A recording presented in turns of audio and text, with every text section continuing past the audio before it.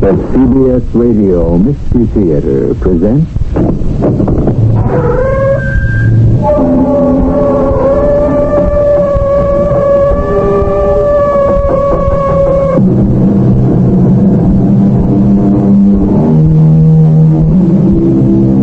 Come in.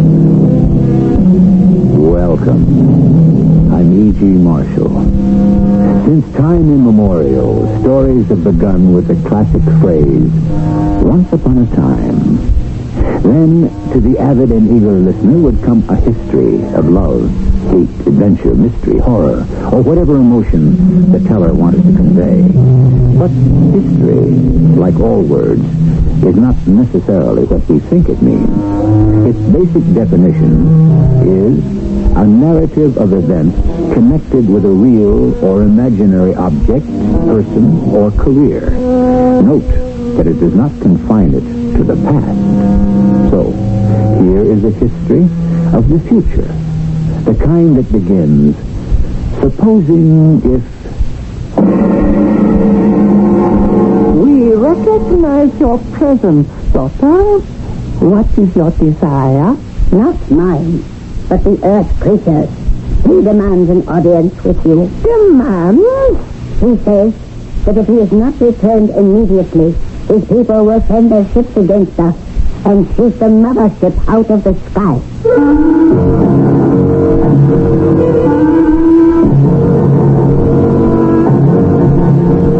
Our mystery drama, Enemy from Space, was written especially for the Mystery Theater by Ian Martin and stars Mandel Kramer. I'll do that shortly with Act One.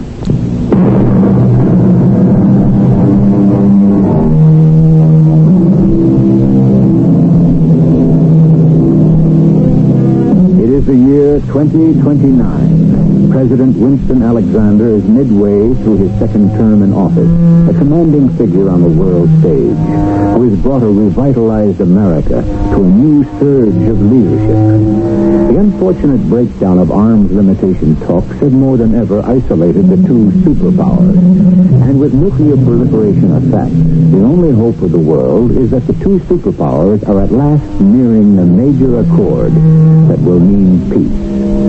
This is where we stand on this fateful night at exactly 3 a.m., February 25th, 2029.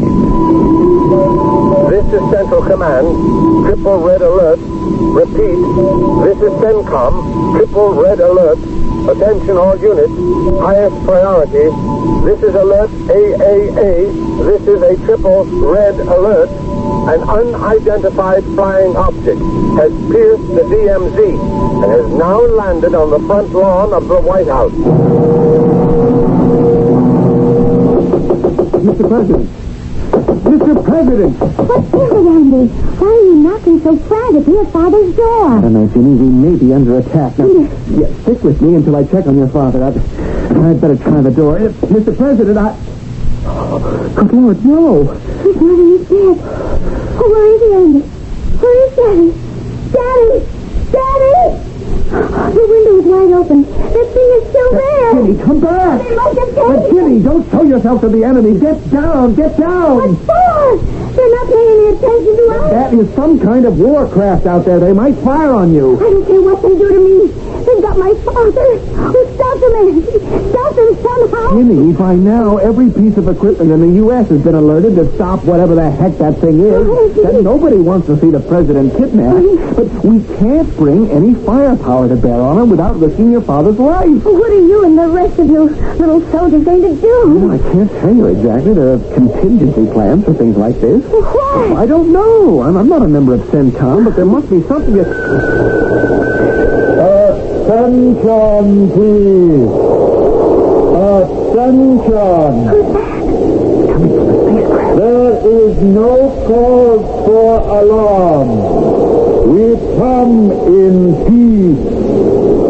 This is Commander Barg aboard the spaceship. We are a communications vessel from the matrix of the mothership Miklo 7. We seek information only. and have borrowed your President Alexander in order to get it. He is quite safe. When we have completed our talk, he will be returned unharmed. I don't believe him, Andy. Why didn't he let Daddy say something? To reassure you, we will let President Alexander talk to you now. I realize this is very unusual. For everyone's best interest, I ask you to call off all alerts and to take no action for the next 24 hours. I am assured by my unexpected host that I am in no personal danger, nor is anyone else. I am being taken to meet Commander Vard's superiors for some as yet unrevealed reasons. I have agreed to a truce for 24 hours. If I am not returned by then, I ask Congress to put the nation on full war footing for its defense.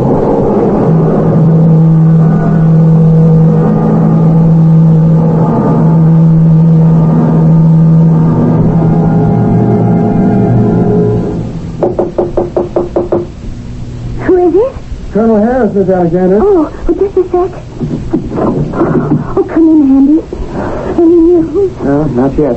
Oh, do I have to be cooped up here like this? Shinny, do I even have to answer that?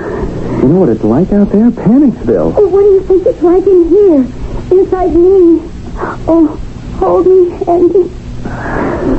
Yeah, I got you, Slugger. Oh. Now, hang in. What's happening to us, Andy? To the whole world? Who are they? I don't know, Ginny. Nobody knows yet. Where are they taking Dad and why? Don't you think I'd give my eye teeth to be able to answer those questions? Oh, never mind you. What about all those fancy tracking systems? A big, sophisticated strategic command or whatever you call them? Didn't they follow that saucer thing or whatever it was? Yeah, from the second after it lifted off, the darn thing just disappeared. Where? How? Darling, I'm a lucky little boy in the Air Force who ended up a president's aide-de-camp and I hope pretty soon his son-in-law, but I am not a scientist. Oh, don't try to waffle, Andy. You must have some idea. How could this spacecraft slip all our defenses? Well, first off, it has some kind of radar negator. Otherwise, it never could have gotten here. And second, who knows what this craft is vectored on? It could be traveling on a Mobius curve that took it upside down into some other space continuum or through a galactic time window. All I know is we can't pick it up electronically, by laser, satellite spectroscope, nothing. It's just gone. And Dad with it? Gone. No, Gina, he's all right. What makes you so sure? You heard the man. What man? Well, whatever he was, Varg, the spaceship's commander, he promised he'd return your father after they talked to him. What are they, whoever they are, what do they talk to him about? Search me. Oh, don't give the big stone face to me, Andy Harris. You've got to have some idea of what's going on. I swear to you, Ginny, I do not have one clue. And if they don't return Dad within 24 hours, then what? All right. I guess we go on full wartime footing. Against what? Well, that's the big question, Ginny. Bad enough that we have to take a step into the last unthinkable war, but to have to make that step without knowing the enemy is kind of mind-boggling. Do you even know that they are the enemy? Yeah, I think President Alexander answered that one for us in the speech we heard. He was the one that set up the time limit. And the way I read it, he wasn't running all that scared. I think he was laying it on the other guys that they weren't dealing for much strength. You really honestly believe that, Andy? I don't know what I believe. And neither does anyone else. This is the one contingency nobody ever figured to make plans for.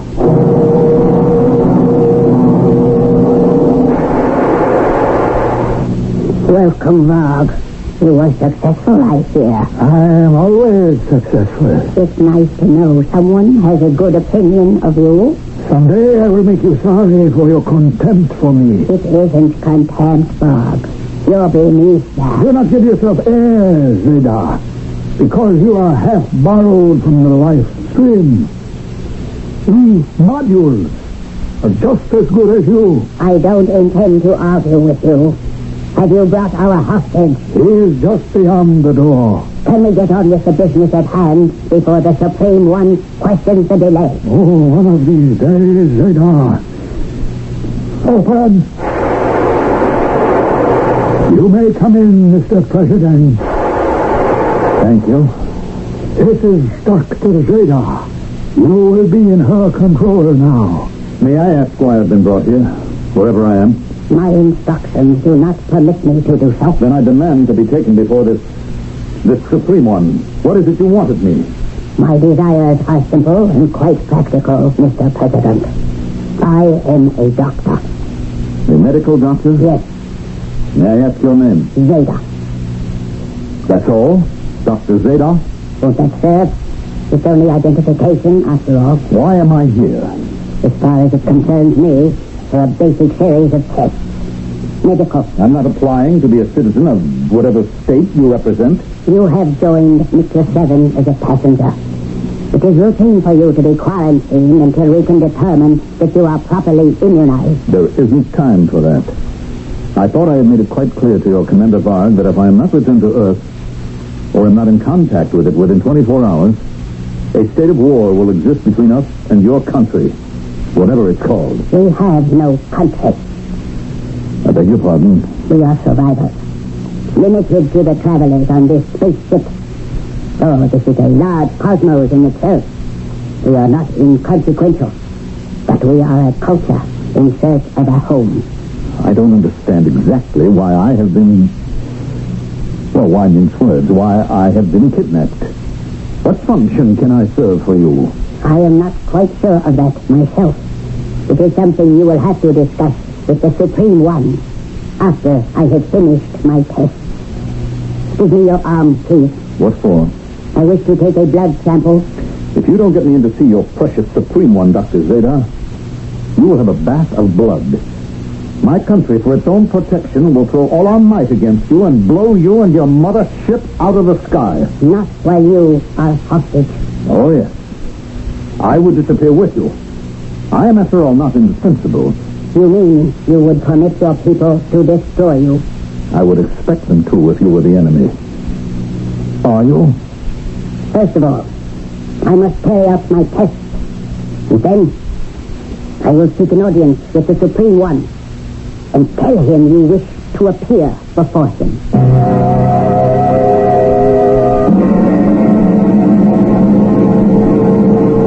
I bow in reverence before you, O my father. We recognize your presence, daughter. What is your desire? Not mine, but the earth creatures.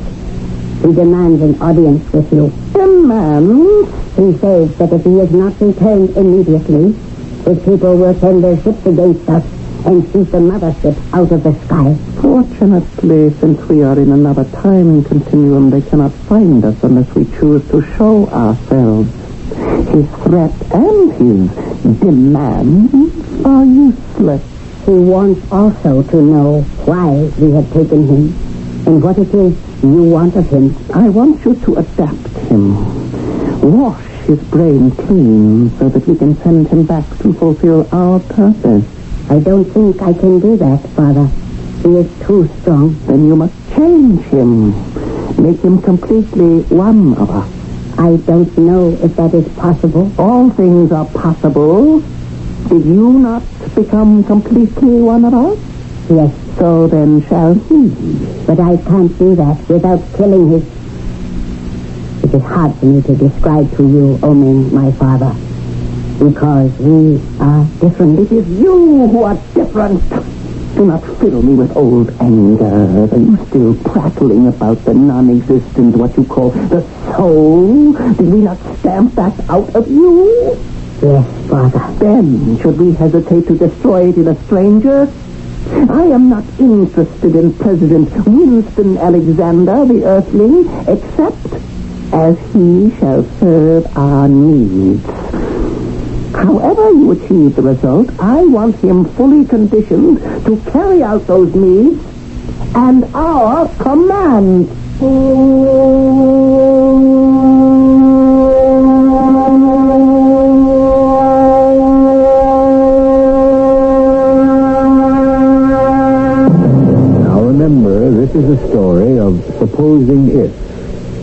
Supposing there was a mother ship from some unimaginable planet, coursing in space, looking for a new land to colonize. And supposing if they singled out Earth and felt that was their promised land, how much of it would they lay claim to?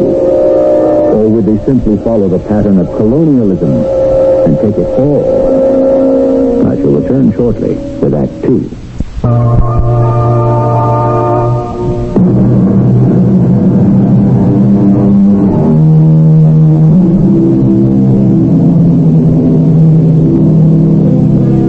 The United States of America, since its birth, has traditionally been a haven for all displaced persons who seek a new chance at life.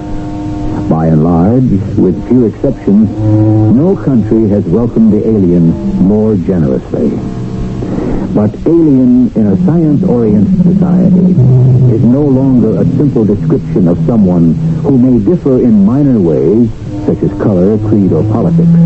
Tomorrow's alien may come from a background so foreign that there is no hope a world can be shared. You have been long, Dr. Zeta. What news do you bring? I am afraid not what you want to hear, President Alexander. You mean I am not to see your Supreme One? He has commissioned me to be his ambassador. Well, under other circumstances, I couldn't be more charmed. Perhaps even under these. What do we have to discuss? Mr. Alexander, if that is the correct term to apply to you. It is perfectly correct. Except somehow between us, Yes?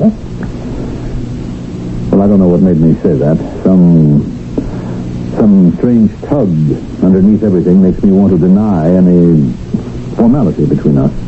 I must tell you, Mr. Alexander, you are wasting your time. I am not a woman as you conceive of women. Are you so sure? Yes. You must understand about us aboard this ship. We are only humanoids. You cannot judge us by your standards. Humanoids? Robots, if you prefer the word. Although it is not exact. Let me explain. The mother ship on which we are now traveling was named after the planet that was our home, Nicholas 7, in the Adumbrian galaxy. Some generations ago, a supernova in our galaxy exploded, and in the Holocaust that swept across our planet, almost all of my ancestors were destroyed. Those that were left found in that environment that was left, the human body, as you would call it, could not be sustained. You mean there was no atmosphere? No air to breathe? What? Oh, there was atmosphere, poisoned by radiation, and that forced us to adapt. To adapt in what way? Since the human body was eroded, we had to provide an envelope in which to sustain life. We developed what was essentially a machine, an engine wrapped in the simulacrum, the semblance of the human. And we powered it with the mind, the individual souls of those left alive. Well, if you were so successful, why didn't you develop and recolonize your planet? Because, unfortunately, our atmosphere was not stable. And in the time following the Holocaust, we were left with no air to breathe and no way to adapt our robots to some other form of energy. The strongest of us set out on this ship to seek a home in another planet. And you have brought me here to discuss introducing you and your shipmates into our culture? Oh, no, Mr. President. There is nothing to discuss. It is my function to prepare you so that you will make it possible for us to take over your planet. How? It would be hard for me to explain. In storage, against the necessity for constant replacement, we have robots ready to be activated. You see this machine here. Machine? Perhaps you did not recognize it as such. 2 rooms behind glass doors. In one, they are already placing your robot. My robot? He does not look much like you yet. But the electrodes they are attaching to him will be synchronized with the electrodes we attach to you. And when we are finished, we will be, in every physical sense, a simulacrum of you, a duplicate of you. And what happens to me? You become a husk to be discarded. What? An outmoded model, unable to function in the atmosphere of our new world. What new world? The one that will exist in the dust of radiation and the end of Earth. The world that all of us from Miklo 7 are going to build with your help. I will not be party to anything like this. You have no choice. Varg, see him. Go. All right, Varg. Put him in the transformer. Afternoon, Ginny. Afternoon, Andy. I've been dying till you got here. What's new? Not a thing. No news of Dad? None. Oh, no. What else is happening? What isn't? We've tried to keep it as secret as possible, but there are always leaks. What is it? Thank heavens the country doesn't know about it yet, and the press is chapped, but the diplomatic wires are burning. What do they say? Well, they don't say anything, baby. They just ask. Naveed has been on the hotline off and on all day with President Brusco. What's his reaction? What's in it for them, first off? Then diplomatic regrets. They probably figure if we're going to be under attack from outside in space, it might be time for a little more cooperation. But we don't know yet if they are under attack. Baby, a pirate ship turns up on the White House lawn, and in spite of the greatest security set up in this old globe, they just take our president away like he was off to Disneyland? Hey, everybody's running scared because they don't know what's next. What is next, Andy? I wish I knew. Or, come to think of it, maybe I don't. It's too scary even to estimate. Baby, we don't know what we're up against.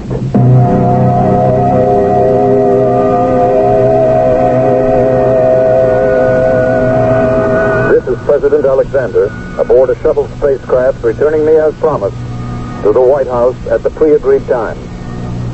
I have been well treated and am in the best of health. No one need have any concern about me. I have just completed preliminary discussions with a friendly power from outer space, which will have dramatic and earth-shaking consequences for the safety of America and the whole world. I am aware that all our armed forces have been alerted. I asked them as President and Commander-in-Chief to extend safe conduct to the spaceship and allow it to land me and then depart in full safety.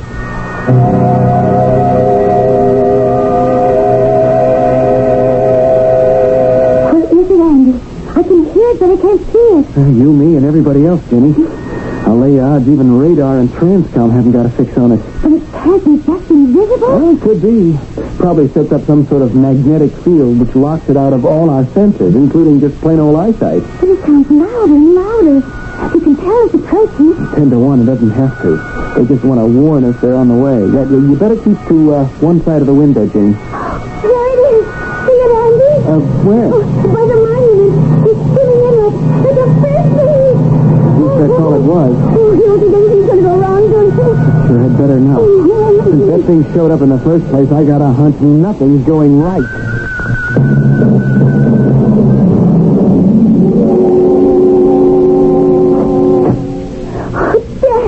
Virginia. It's all right. It's all right, baby. It's all right. Oh, it's been such a nightmare. It was quite an adventure.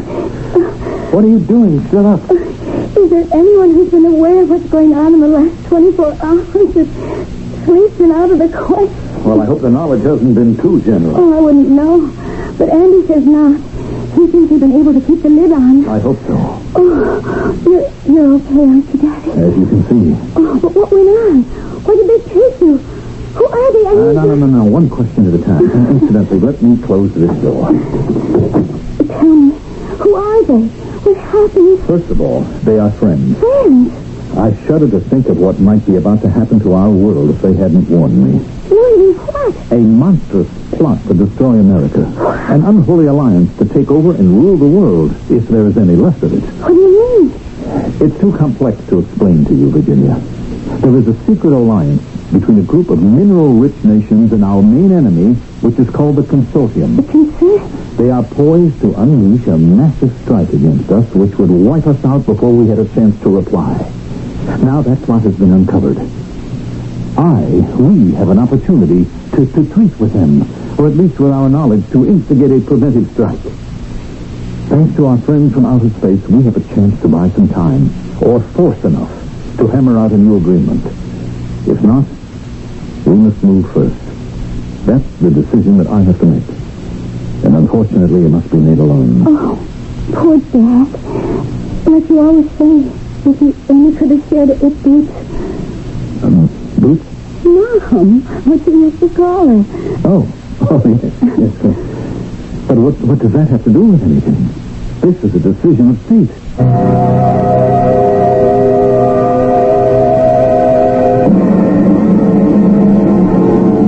Who is it, Sixth Audience? Commander Varg, O Supreme One. You are to be commended, Varg, for your loyalty and bravery to our state. Oh, thank you, Supreme One. I have a little time left. My light is growing dim. You shall be my successor, and I will have you bound in union to my daughter.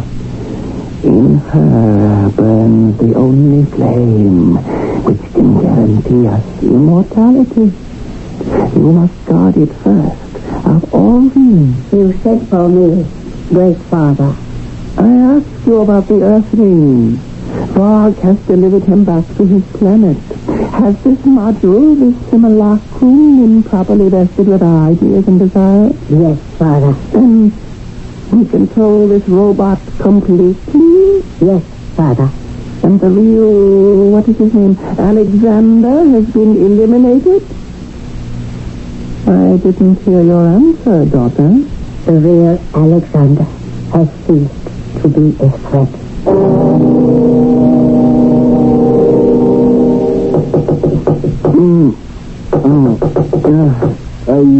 Who is it?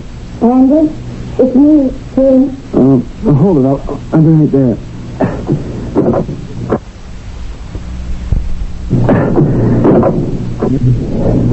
What is it, Jimmy? What are you doing wandering around at 5 in the morning? Andy, I'm scared. Can I come in? I don't know how to say this so it makes sense. You're the only one I can say it to. And what? Come on, baby, spill it. Andy, the man they brought back in the spacecraft. Uh-huh. It's not my dad. It's not President Winston Alexander. There's just no way that is my father.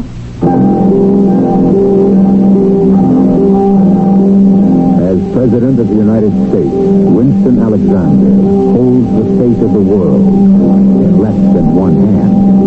In cold fact, in the finger that may press the button to unleash atomic warfare to end the world. But has Winston Alexander been replaced by a robot activated by a power in space who has everything to gain from the end of Earth and nothing to lose? I shall return shortly with Act 3. Young Chicago.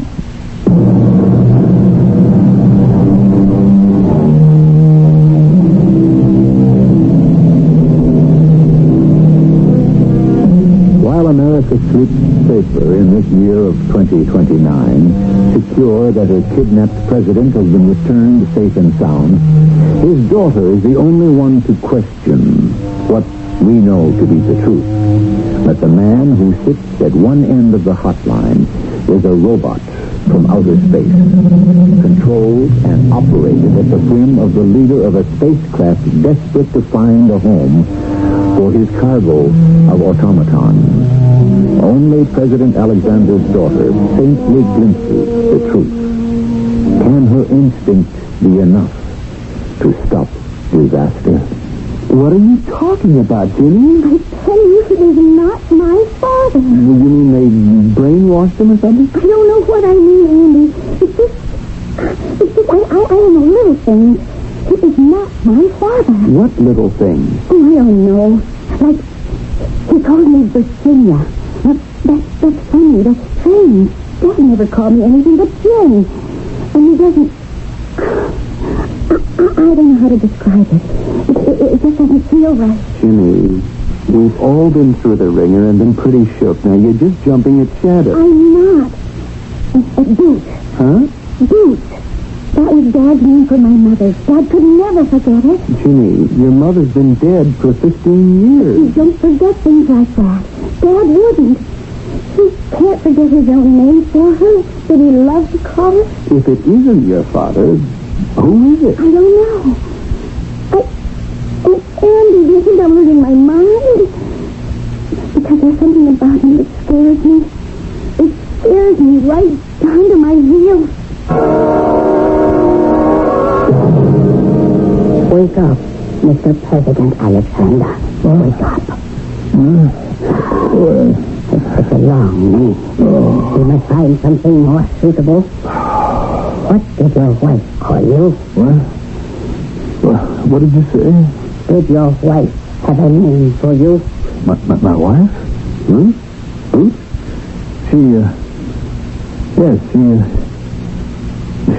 She called me Wink. Wink? Yes, short for Winston. It was a silly name, but I liked it. Wink. I like it too. Wink.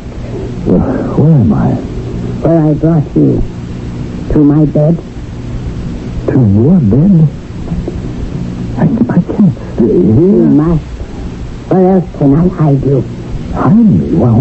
Why must I be hidden? Because I should have destroyed you once I made your other self. What other self? The one we sent back to Earth. The one we programmed to destroy all the people on Earth. So we Mixarsians may have a home again. To destroy all the people on Earth? How? What? You ask me. You were the ones who made the seed of your own destruction. But the bombs do not obliterate. The radiation will disintegrate. When there are no living left, we robots can make it home. Nuclear war? That's unthinkable. Look, I know President Bruskov. He's a man of sanity. He could not start such a war. It is not he who will stop it. Who then? Yourself. What? Me? In the image I have created of you and sent back to take your place. Wait a minute. Now I'm beginning to remember that machine, that scanner, and a robot that you were molding so that it would look like me. But you couldn't have. I already have. He is sleeping at this moment in your bed on Earth. When he rises tomorrow, he will still believe what he has been programmed to believe. That his friend, President Ruskov, and a number of leaders from the Third World have betrayed him and are prepared to start an atomic war against America. Convinced he has no other option, he will initiate the war instead. In the resulting Holocaust, what survivors are left, we will exterminate, so that your Earth will be fit for us to occupy. Then what purpose am I being saved for? When we met, you felt the same urge I did. A long-forgotten urge for me. I am not like most Mixarsians. My mother was alive, the last of the humans on our planet. You are the first living man I have ever known. What? I want you. You want me? You want me for what? As a luck charm? As a house pet? Look, I have got to stop what you say is going to happen. There is no way. There has to be. Radar, listen to me. Now, you say that your mother was human, and you are her child. So you must have some feelings. If you have any love for me. Love. Well, what made you keep me alive?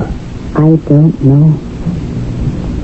I wanted to know, to feel, to understand why I felt these things in me I never think. It's what I feel for you, love. I doubt that. Love doesn't ask or demand. Love gives. You want me to give you something? Yes. Give me my freedom to go back and to save my world. Dog, what are you doing here? I've been listening to you plan treason against domain in our ship. But I ran a screen so no one could listen. As commander of the ship, I have my own communications. No one can shut them down. What is it you want? him. Why? To eliminate him, as you should have done. Leave him alone. Give me the Earthman to destroy. Give yourself to me, and I will keep your treachery my secret. No. And in no mood to argue, I will destroy him now. Don't. I warn you. How can you stop me? Like this. No. How can you? Only to be armed with me. You fool. I am a doctor.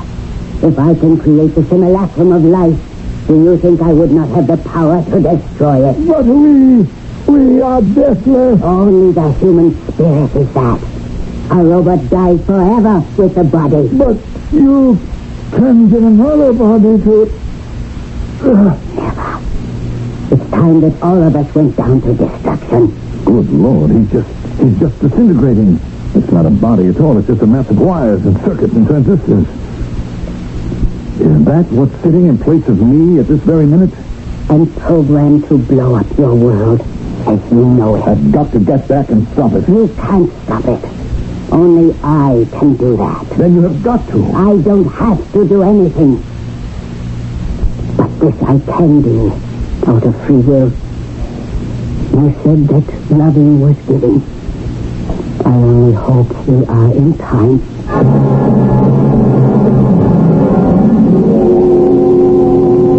We've got to get back to the White House, Andy. I know. I have the duty in an hour. Tonight, I have the black box. The phone? Yeah, the trigger. Once the code words are spoken into it, that's the end of it all. Oh, no, Andy. He's not planning to do that. I don't know, honey. This has been a day to remember. Or forget. Ever since he came back from wherever the space mix took him, he's been obsessed by this plot, he said. They proved to him that the other side is set to push the button. I want to tell you, the cabinet meeting was a shambles. He is not my father. But whatever he is not the president. Yeah, that's why I had to get you away from there to talk to you for a moment. Crazy as it is, somewhere along in this afternoon, watching him, I knew you were right. The guy in the White House is not our president. Could you convince any of the cabinet members or the VP of that? Nah, just a lowly lieutenant colonel and the president's special aide. I'm still on the outside looking in. So what can you do? Try to keep cool. Nothing's happened yet. And nothing is going to happen. But you just said that. Yeah, but I was on the outside looking in. That's true. Except for one thing. Tonight, I have the special duty. Remember? The black box. Right. If he tries to use it, Jimmy, I'm going to stop him.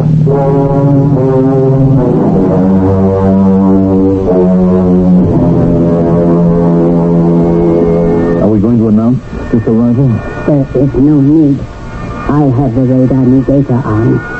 They can penetrate your DMZ and have landed before they can activate a screen. Still, to avoid the risk of upsetting an already uneasy situation. Wait.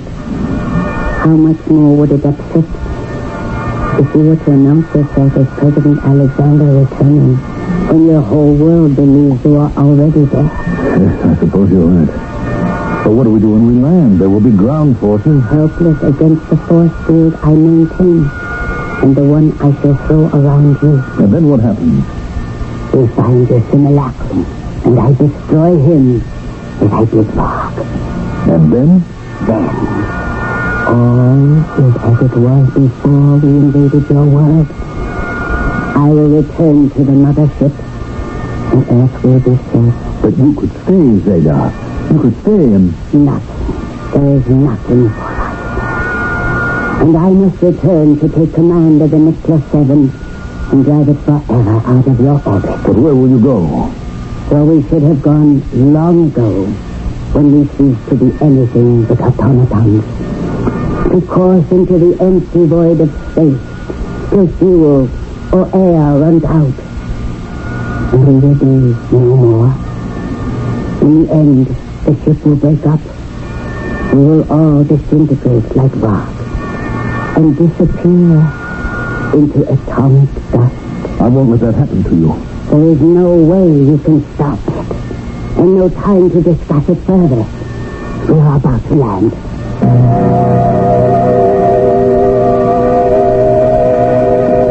Close the door, Colonel. Yes, sir, Mr. President. Only what?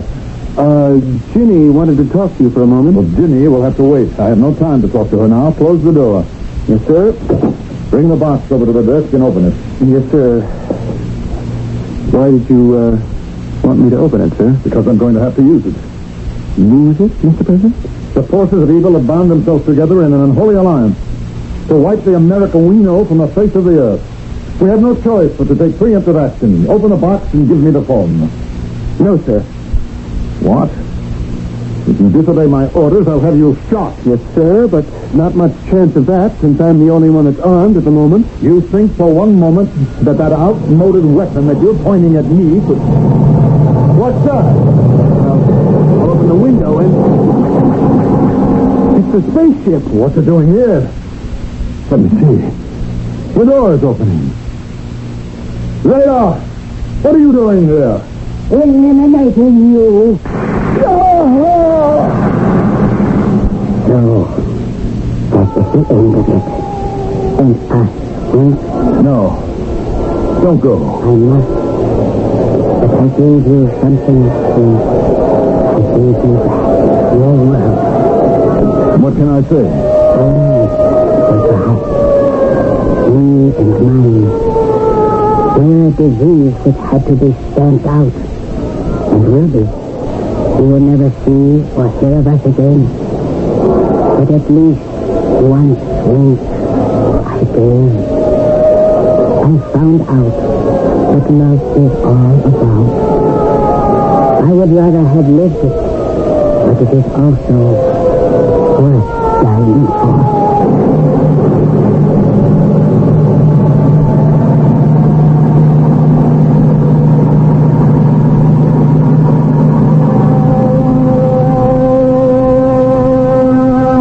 Full story, when it was told at last, with the evidence of the disintegrating robot that had been the simulacrum of our president, had sober and far-reaching effects.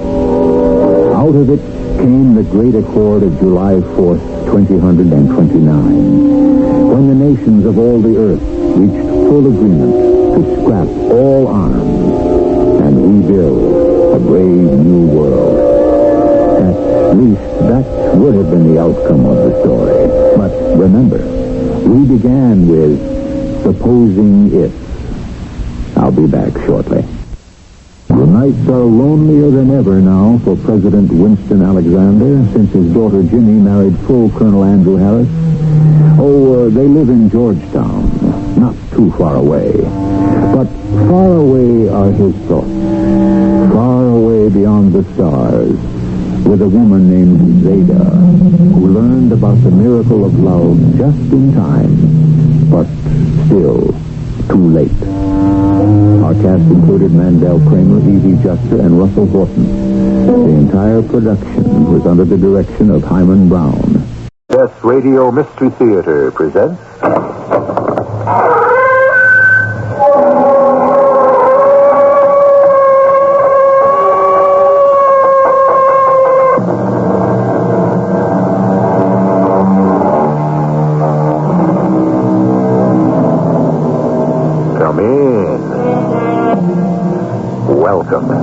I'm E.G. Marshall. Throughout history, down to the present, we have countless examples of groups of men, entire communities sometimes, living in a style unrelieved by more than a handful of women. Sometimes through choice, sometimes through necessity. Men in war, men in political office, men in certain occupations. But when the all-male community happens to be invaded by even a few members of the fairer sex, strange and unexpected events often take place. It happened over 130 years ago in the state of California. Come closer to me, Ethan. I said closer. Take my hands in yours. They're beautiful hands, aren't they? And my arms, so soft, so smooth. And look, I shake my hair free. I let my long black hair fall free upon my shoulders. Touch it, Ethan. It's like silk, isn't it? What's happened to me? Put your arms around me, Ethan. Hold me closer. Closer. No, I won't. You're not a human being. What kind of a devil are you?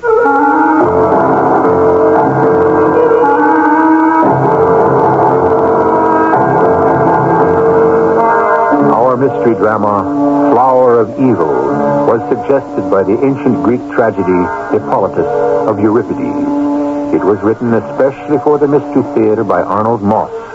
It stars Arnold Moss and Roberta Maxwell. I'll be back shortly with Act One.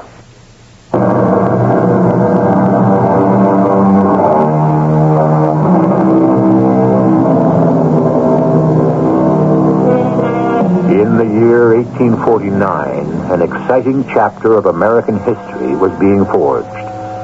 Electrified by the news that nuggets of gold were lying loose, strewn over the rich earth of California, just waiting to be picked up, men swarmed west by the tens of thousands. It was a grand and gaudy adventure for a generation of brash young men, citizens of a brash young nation. For some few, like old Jethro Proctor, the adventure was not the only treasure he had sought. It is 1852. For the past 3 years, Jethro, with his son Ethan, has been patiently tearing out of the rocks and soil the precious yellow metal that lay buried in the mountains of the new state of California. The sky's darkening, Pa. Days are getting shorter fast. That's so, Ethan. Autumn's coming in early this year. Yeah, little stream's beginning to turn itself into a river once again. That's so. Sluggish trickles she's been giving us these late summer months will soon turn into a roaring torrent. Yeah, like last year. And the year before, remember? It's dark, Pa. It's time to quit. My legs are stiff from squatting in the ice cold of this water. You're young, Ethan. No reason to complain. My arms are nearly numb from swishing gravel in the pan. Well, so am mine, but you don't hear no belly aching from me. Oh, of course not. You got a special hunger. Who knows when a big lump of gold will be sliding down that sluice? Besides, you're a big, strong man. The endurance of a man that's half your age, everybody in the valley knows that. And you, my son, are young and soft. And like I always say, something just a little less than I always hoped for. I'm going up to the cabin. 5 more minutes and we'll go together. We can't all of us be men of iron, Paul. Can't all of us be stallions. What's that supposed to mean? You know for certain what I mean. Now, look, we've been here over 3 years now. I've been working my back off, scraping a living, and it's been a good living out of the wilds of these here mountains. No one ever forced you to come out here in the first place. True, no one did. Nor did anyone force you. Could it be that maybe you didn't have the guts or the will to make up your own mind the way a man makes up his mind? The way you made up your mind to sign your name to that letter a year ago? Well, now what are you talking about? That open letter in that back east newspaper. You do remember, don't you? What are you getting at? I remember nearly every word of it. When something like, wanted in California to 100 intelligent, virtuous, and efficient women, the undersigned are prepared to offer marriage and a good home, together with $250 to cover the cost of the voyage to the golden state of California. And you were one of the signers. That's enough, Ethan. And then it said something like, soiled doves and ladies of the line need not apply. A testimonial from their local clergyman is desirable, though not absolutely necessary, and so on. Disgusting. Well, what was wrong with it? Well, maybe not for the others, but it was wrong for you. You killed one wife back east. You killed my mother. Oh, you're on that again. And now you're getting a second one. You'll probably kill her, too. Well, don't you touch me! Jethro, you worked my poor mother to death like she was some kind of slave. And I will never forgive you. Never.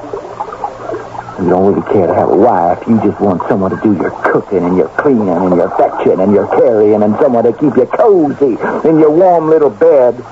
And, of course, now you got more than enough to pay for it. Maybe we better get back to the cabin. Not until you hear me out. Over 100 simple women have answered that letter of yours and your friends. Over 100 women have been traveling for almost a year, coming to this godforsaken end of the world, the flourishing shanty town of Grizzly Holler, just to fall into the loving arms of a bunch of sweating, unwashed, lonely miners, and some of them lonely, old miners. They'll be getting here this week. We had word. Yeah. You'll be kicking yourself a wife again. Some nice old woman just as lonely as you. Woman you never seen, who's never seen you. You know nothing about her. She knows nothing about you. Oh, by the way, where'd her letter say she's from? What'd she call herself? Her name's Drysdale, Amanita Drysdale. She's a widow. Amanita. Now, ain't that just one beautiful name? She's from Massachusetts, town called Salem. There's one thing I want to warn you about. Oh, wait a minute. Wait just one blessed minute. What's the matter? It's dark. I can't be sure. Just look here. Here, Ethan, in the washpan. Do I see what I think I do? A gold nugget half as big as my fist. Oh, this is my lucky week. It's the biggest I ever seen. Boy, I want to shout out loud, dance for joy. Quiet, hold everything. Up there. Look, Where? other side of the footbridge, just above the trail to the... That's old One Eye, ain't it? No one else. Hand me my rifle, Ethan. Could never mistake that gun. The biggest, blackest thief of a mountain cat anybody's ever seen in these parts. And that one ugly good eye of hers staring right at us. That's her, all right. This time, old One Eye, you gonna get it. Right through that mean heart of yours. She's watching. She knows what you're up to. This is the last time you come prowling around here. She's getting ready to spring. Right at us. What happened? Too fast for me. She got away. Again? Oh, but she'll be back. You can count on it. They say it's bad luck to shoot at a mountain lion. Only if you miss.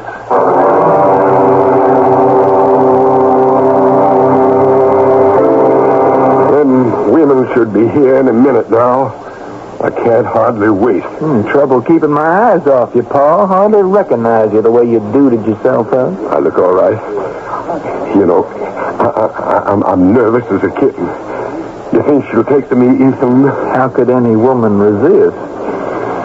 That's a true fact. I really couldn't care less. Just one thing. Yeah?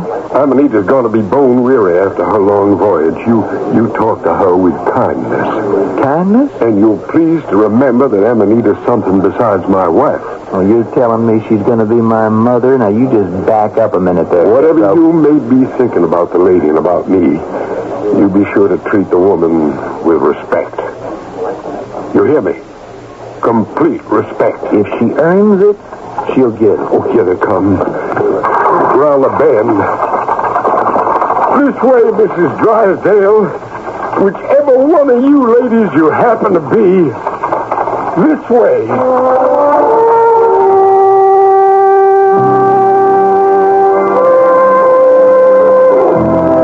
Never did see such a bunch of over-anxious females. Look at them. All lined up, waiting to be claimed by the happy bridegroom. I wonder which one's Amanita. They got their name tags pinned onto their shawls. That's, Mrs. Sarah Simpson. Oh, excuse me, ma'am. Keep moving. This one is, Rebecca Goodbody. Well named, I'd say.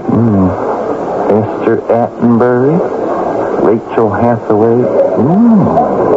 Take a look at this one here. With the shiny black hair and the beautiful smooth skin. She's a real beauty for... I'll be. That's your Amanita.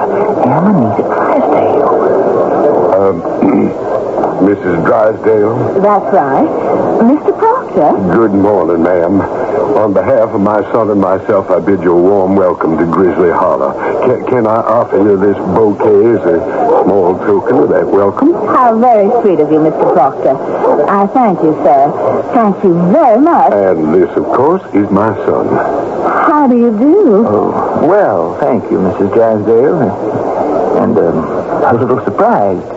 Surprised? How so? Well, I think my son expected you to be a little, more mature. I'm 27. Well, he didn't expect you to be quite so pretty. Is that how you imagine me, young man? I don't think I gave it that much thought. You must be exhausted, Mrs. Drysdale. I confess I am a little tired. Which of them piled up things is yours? Oh, they're jumbled up all with the others, I'm afraid, but they're all clearly labeled with my name. As I am. Well, I'll pick them out. You just wait for me here, and I won't be long. I like your father. Like it should be, Mrs. Drysdale. Not Mrs. Drysdale. Amanita. You know, I'm as much surprised at you as you said you were of me. Pleasantly surprised. There's not a doubt in my mind that we're going to get along wonderfully well. That'll be nice. Nice? Huh. Is that all you can say? Well, it's more important that you and my father get along. We will, of course. Why shouldn't we? The old fellow seems friendly enough, Mr. Proctor. Or may I call you Jethro? Oh, I'm not Jethro. What? I'm Ethan Proctor. Jethro's my father. The one you just called the old fella. You mean you're not the one who brought me here? He's the man I'm going to marry? That's it. He's old enough to be my... Say it, he is. And tomorrow morning, he's the one who's going to be your husband. I see. No matter what, you and I are going to be good friends. Real good friends, aren't we, Ethan? I reckon. If you'll excuse me asking... Yes? That shiny stone that's hanging on the gold chain around your neck. What of it? You've been fingering it ever since we met. Rubbing it around in your fingers. Can I ask why? It's a sort of good luck stone. Changes to different colors when you move. Orange, blue, green, gold. It's called a cat's eye. Belonged to my great-grandmother many, many years ago in Massachusetts. Odd-looking thing. Tell you a secret, Ethan. It's more than a good luck piece. It can make funny things happen. Things that couldn't happen without it. Like what? Just be friendly, Ethan. Sooner or later, you may just find out. The use of the protective amulet goes back to the most primitive societies. The rabbit's foot, the piece of twisted red coral, the claw of a bird or animal. Its purpose, to avert danger, to thwart the forces of evil. But some of these objects are believed to possess the magical powers of malevolence, a supernatural force that serves as a tool of destruction, even death. I shall return shortly with Act 2.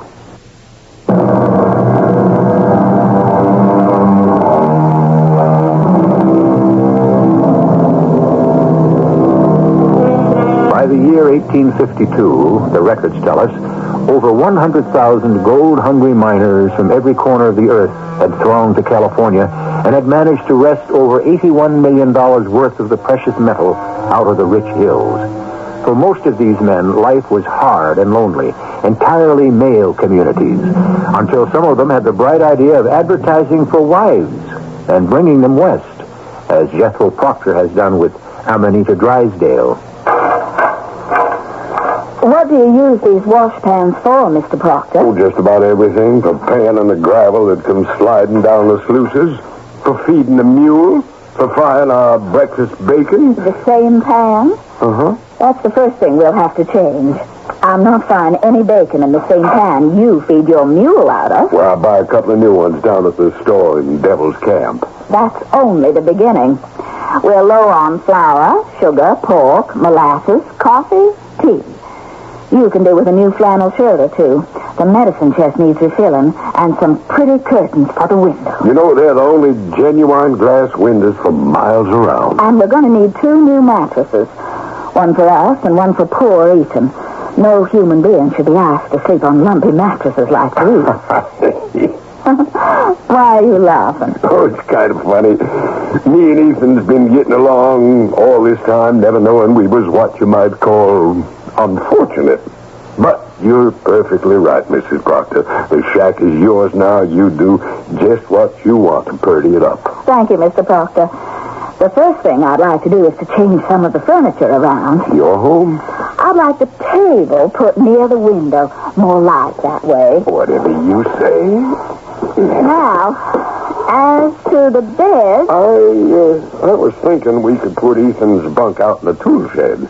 It'd make a little more room for us and at the same time give us a little more the feeling of being alone by ourselves. Oh, that would be cruel, putting the poor boy out there in the shed. Oh, he wouldn't mind one bit. No, Mr. Proctor.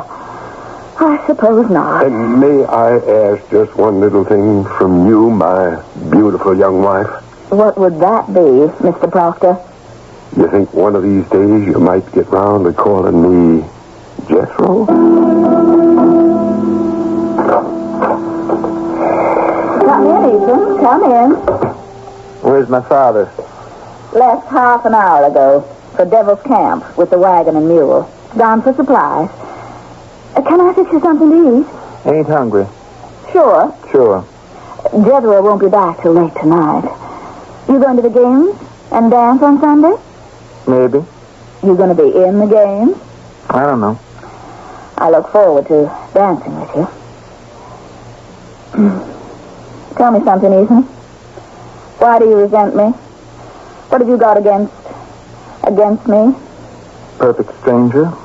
Coming out of nowhere. Marrying my father, trying to take my mother's place. Not you, nor nobody else is going to do that. Nobody wants to. But I am your father's wife. Oh, you got no real feeling for him, I know that. Jethro wasn't quite honest when he wrote that letter to me. He led me to think he was a much younger man. Young and strong and handsome, like you. So, here I am, married to someone who's more than twice my age. Yeah, Manita, there's no big love lost between me and my father. You know that. But as long as you're going to share this place... Share?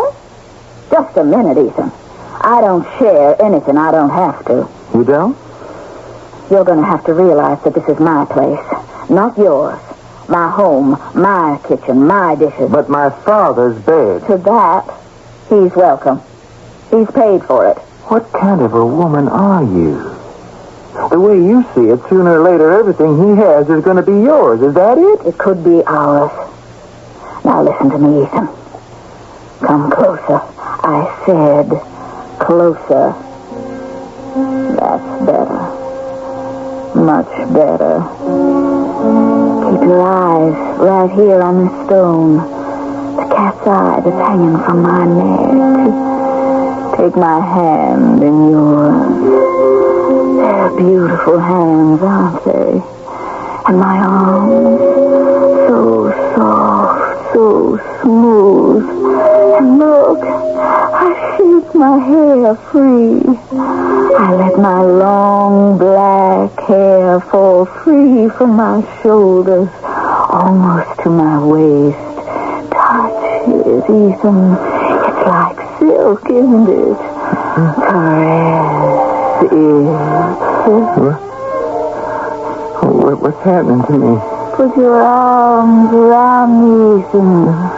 Hold me closer. No. Closer. No, I won't. Oh, what are you doing to me? What kind of devil are you? I am mighty among men. They honor me with many names. All those that live and see the light of sun are mine to rule. I am all powerful in the kingdom of darkness. My will is Satan's will. Together We rule supreme. We'll see. What are you doing, you fool? I'm carrying that cursed charm from off your neck. Give that back to me, Ethan. Give that back to me. There it is. Don't turn away from me, Ethan. I want your love. I mean to have it. You are my father's wife. I owe him nothing. I've been in love with you ever since I got here. Don't touch me. Now, you stay away from me. I can make you love me. What are you? Who are you? Do I frighten you? How'd you get here? Where are you really from? Oh, the air in this here cabin is foul with the smell of evil. I'm going out where I can breathe. You'll be back, Ethan. And I'll be waiting for you.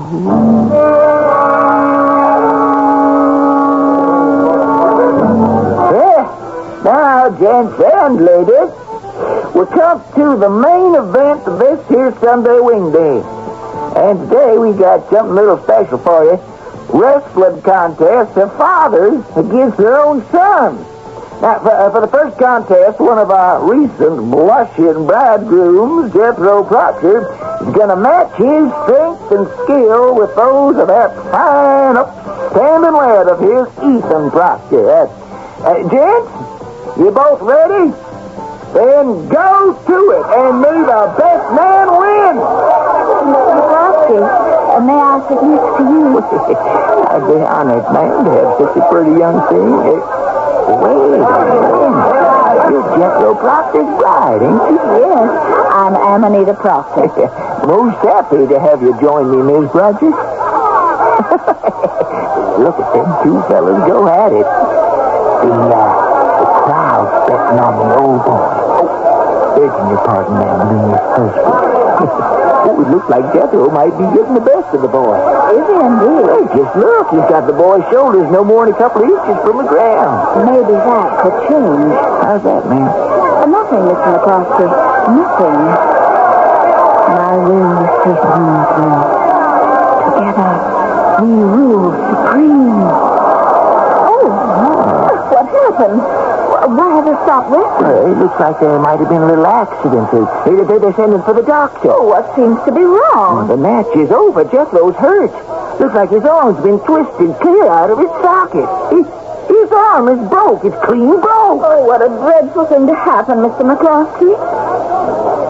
Isn't it?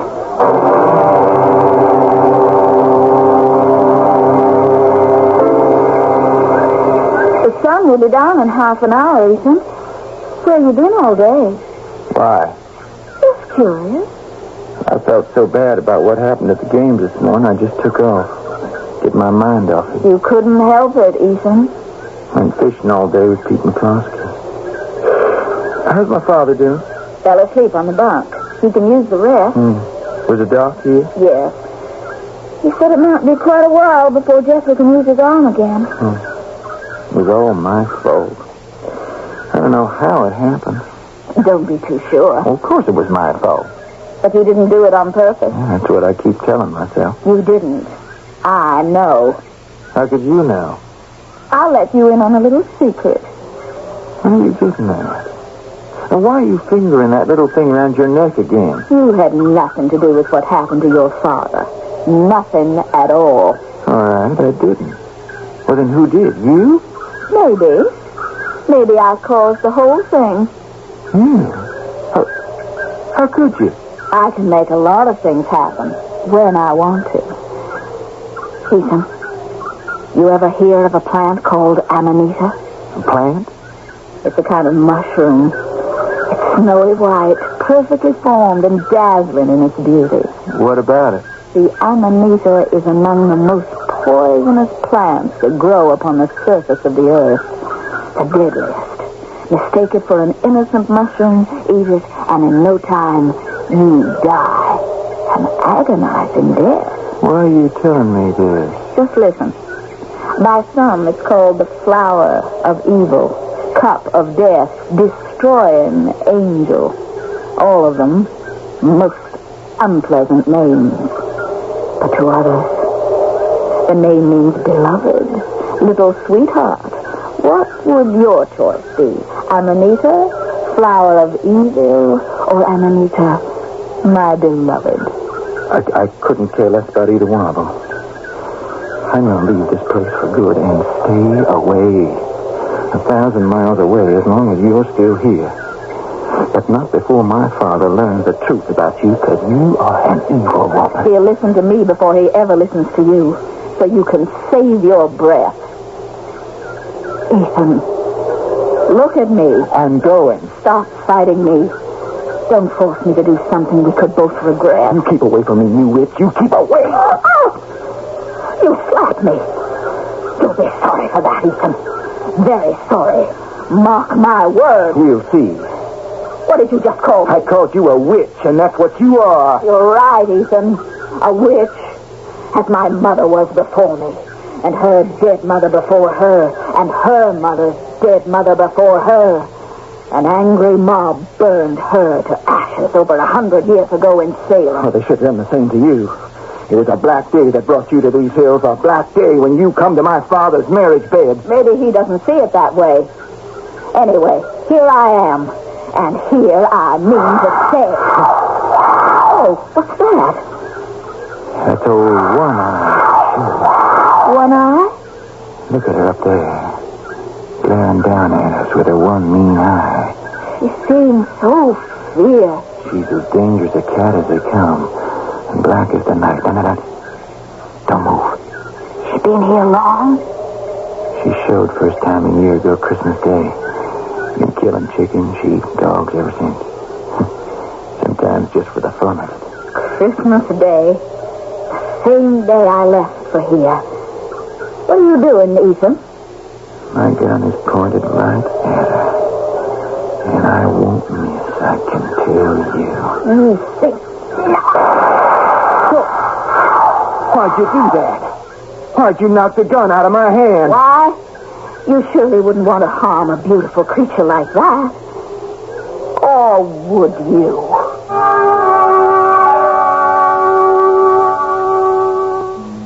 It was once written that heaven has no rage like love to hatred turned, nor hell a fury like a woman scorned. And if that woman should happen to believe she has the gift of supernatural powers that go beyond those of ordinary mortal men and women, not only can that fury be unbounded, it can lead to unexpected, even terrifying ends. I'll be back shortly with Act 3.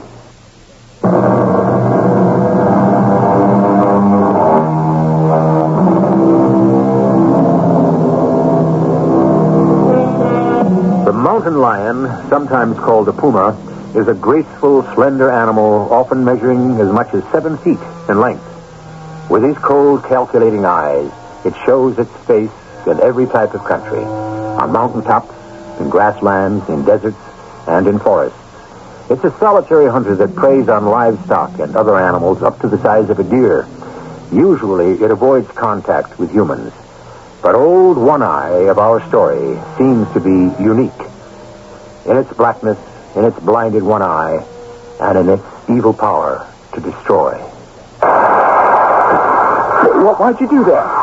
Why'd you knock the gun out of my hand? Why? You surely wouldn't want to harm a beautiful creature like that. Or would you? You tell my father I'll be back before dark. Be careful, Ethan. Watch where you're going. Why? You planning to weave one of them foul spells of yours over me, or maybe doing away with me altogether? What a strange idea. You take credit for Jethro's broken arm, why not for my life? If that's what was in my mind, I'm clever enough to find someone to do it for me. So watch your step, especially on the narrow footbridge. It's become dangerous. I'm going in now to have a little talk with your father. About what? About you.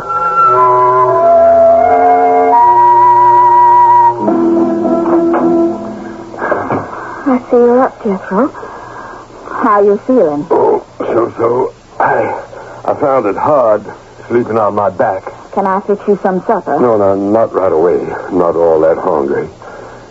Where you been? Outside. Didn't I hear a shot? Must have been Ethan. Said he was after squirrels. You still outside? I wouldn't know. He told me to Tell you he'd be back before dark.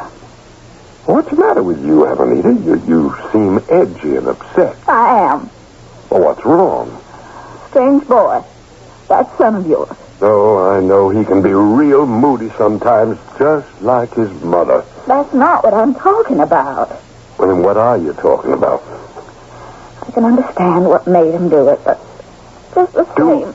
Do what? He's young. A lot of things are bothering him. He's got no woman of his own. Go on. I think you can make him listen to reason, Jethro. I wouldn't be telling you all this, except I can't face it alone. And if it should ever happen again... What happened? Speak up. It was unusually hot this afternoon. Indian summer, I think you call it. Well, while you were resting, I decided to go down to that big boulder at the edge of the river, downstream to bathe.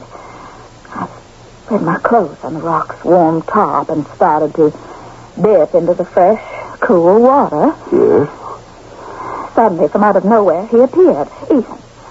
He started coming toward me. His face was red, his eyes like some maddened animal. I'd never seen anything like it. Then he came to the water's edge, pointed his rifle at me, and ordered me out of the water. I'm listening, Amanita. And then... I can't do it. What happened then? He took me in his arms, put his mouth on my... No, I can't. Oh, my poor darling. I kept telling him, I'm Jethro's wife. I'm your father's wife.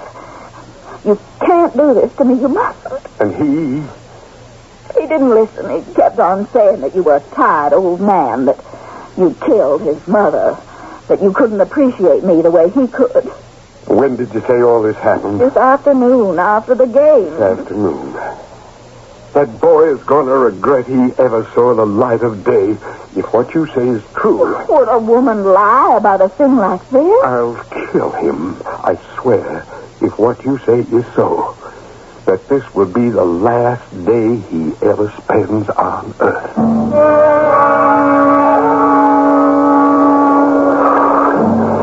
Oh, I hate her.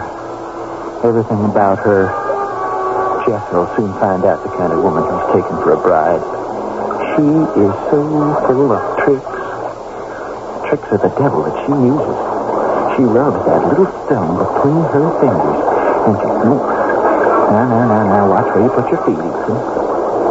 Oh, this little bridge is shaky. Slippery. Look at that. The rain is swirling the river, swirling around like some mad dog.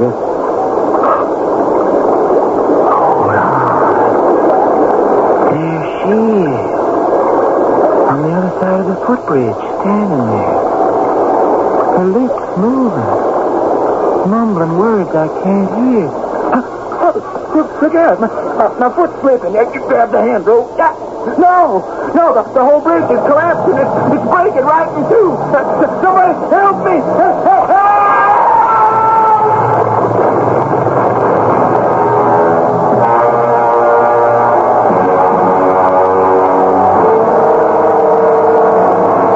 Here, Jethro.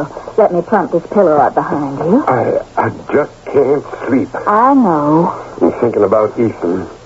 It's not like him to go off without a word, stay out all night. Boy's never done a thing like this before. I wonder where he did go. Jethro, last night you were ready to take Ethan's life into your hands.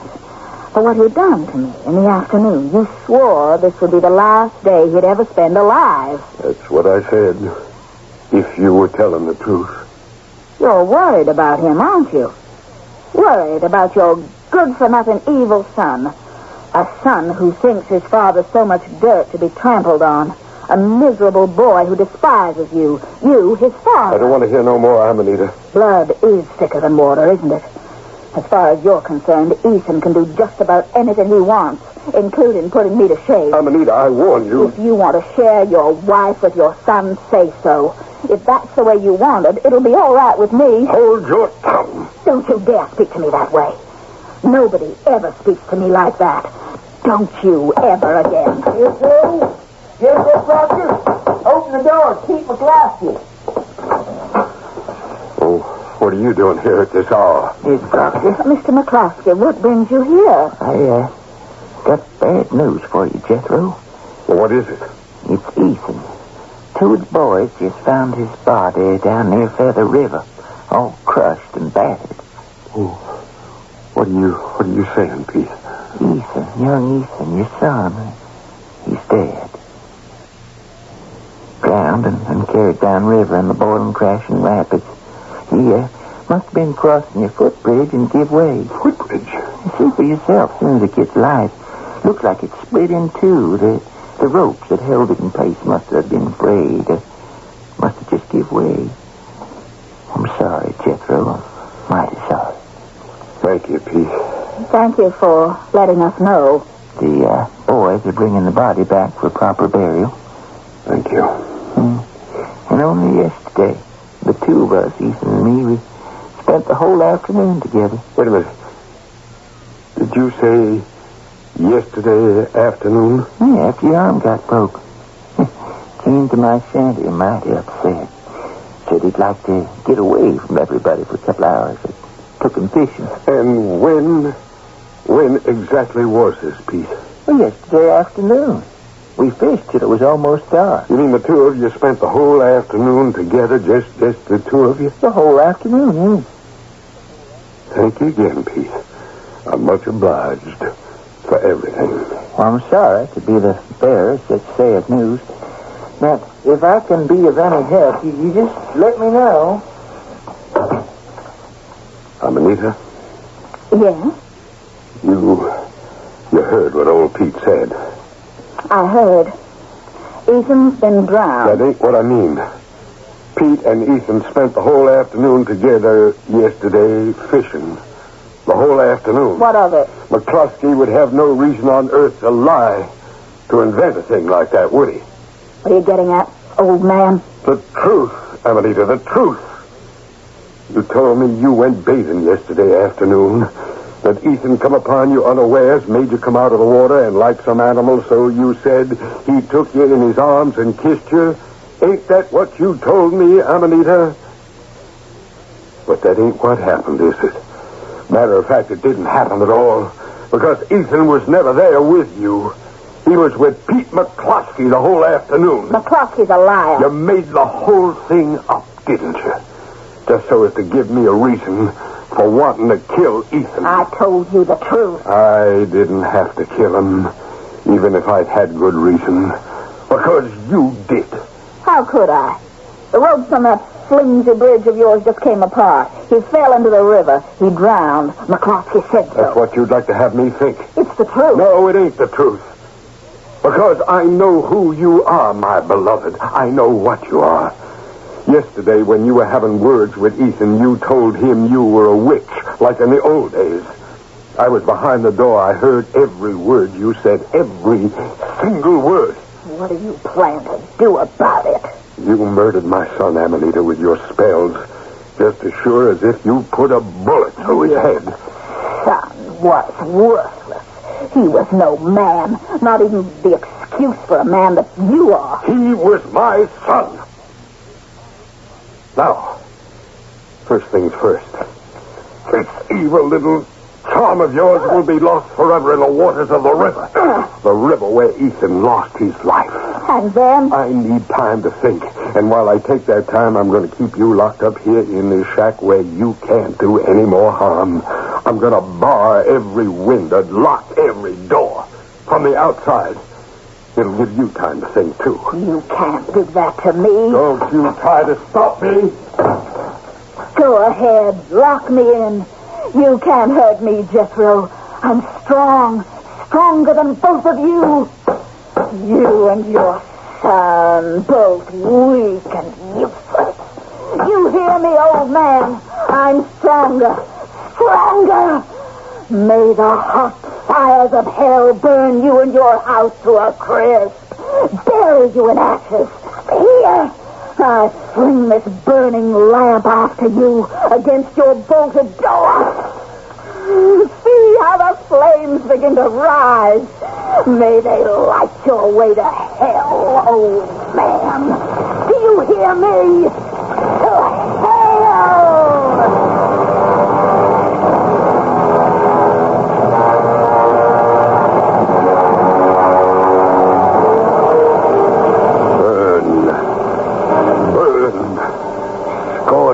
The evil that I brought into my house. Only fire can cleanse it of wickedness.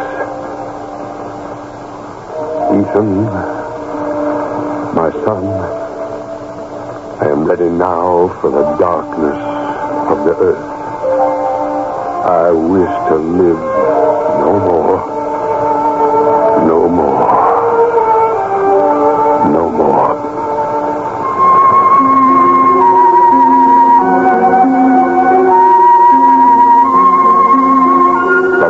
Hot orange flames licked their way round the gold miner's shanty. Nothing is left but a pile of smoking embers. No trace remains of anything that was ever in the house. Jethro Proctor turns his back on the still glowing pile, walks off, his head bowed, with the measured steps of a man more dead than alive, into the light of the rising sun, into the light of another day. I'll be back shortly.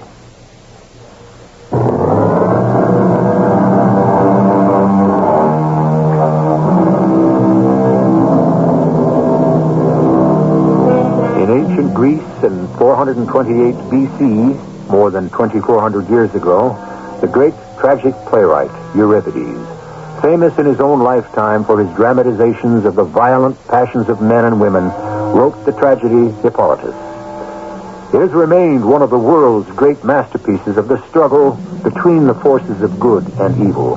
The story you have just heard, Flower of Evil, was suggested by Hippolytus, the same drama that was the inspiration of our own Eugene O'Neill's Desire Under the Elms. Our cast included Arnold Moss, Roberta Maxwell, and Russell Horton. The entire production was under the direction of Hyman Brown. This is E.G. Marshall, inviting you to return to our Mystery Theater for another adventure in the macabre. Until next time, pleasant dreams.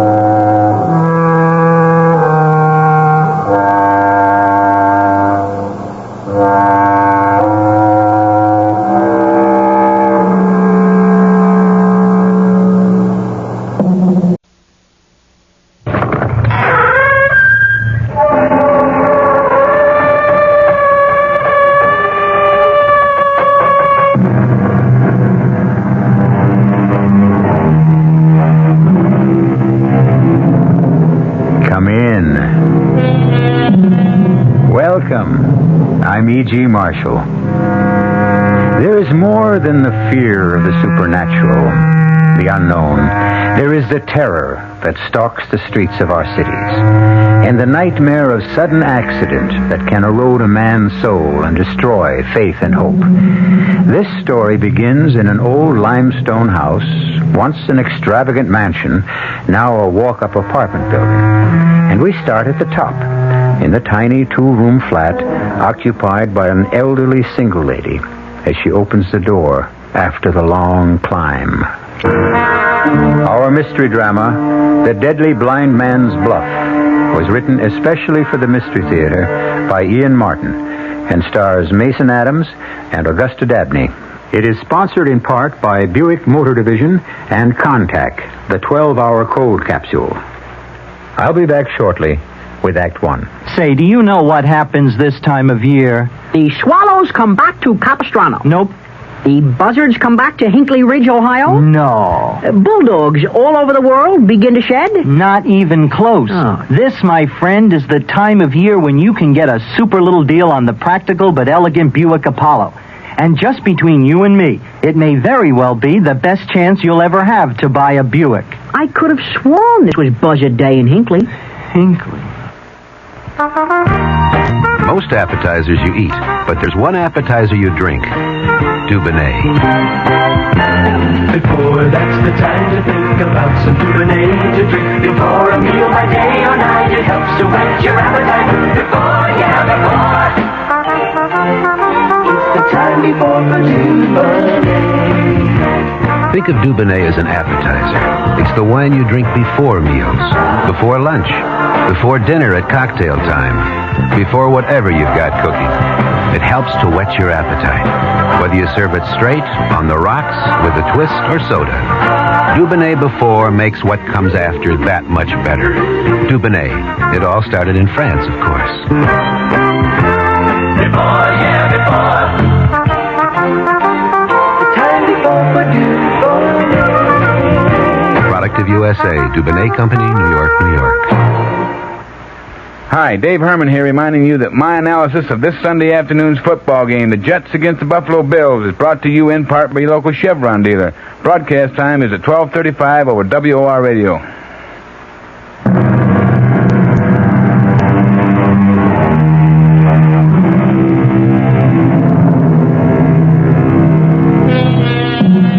Not so long ago, 821 Green Street was a good place to live. From the landlord who lived in the basement to Mrs. Schofield, the elderly lady who lived on the top floor in the single tiny apartment with a flower terrace outside. Certainly nobody was happier to move into the building than Fran and Dave Miller. How could they have even guessed that in it Dave would lose himself as a man, or that a savage, reckless, vicious killer would be the magic key to him finding himself again? It's quite a climb, 3 flights. Only one person lives higher. Mrs. Schofield. Quiet as a mouse. She won't ever bother you. Here we are. How clean and well kept up everything is, isn't it, Dave? Yeah, somebody takes a lot of pride in the work put into this. Mm-hmm. My grandfather had this house built for him. 1894. People took a power of pride in what they worked at then. Can't find anyone who wants to work with his hands these days. Oh, yes, you can. My Dave. And nobody takes more pride in what he does. What's your profession, Mr. Miller? I'm a jackhammer man, Mr. Stone, a riveter. Yes, he works on all the big ones.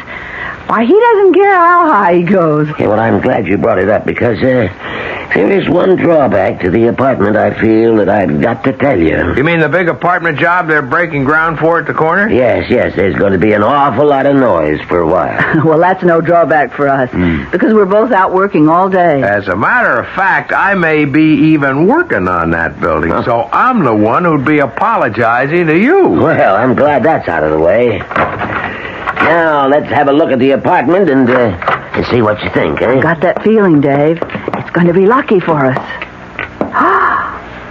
Oh, my. Oh! Well, if the rest is as good as this, we're home, Dave.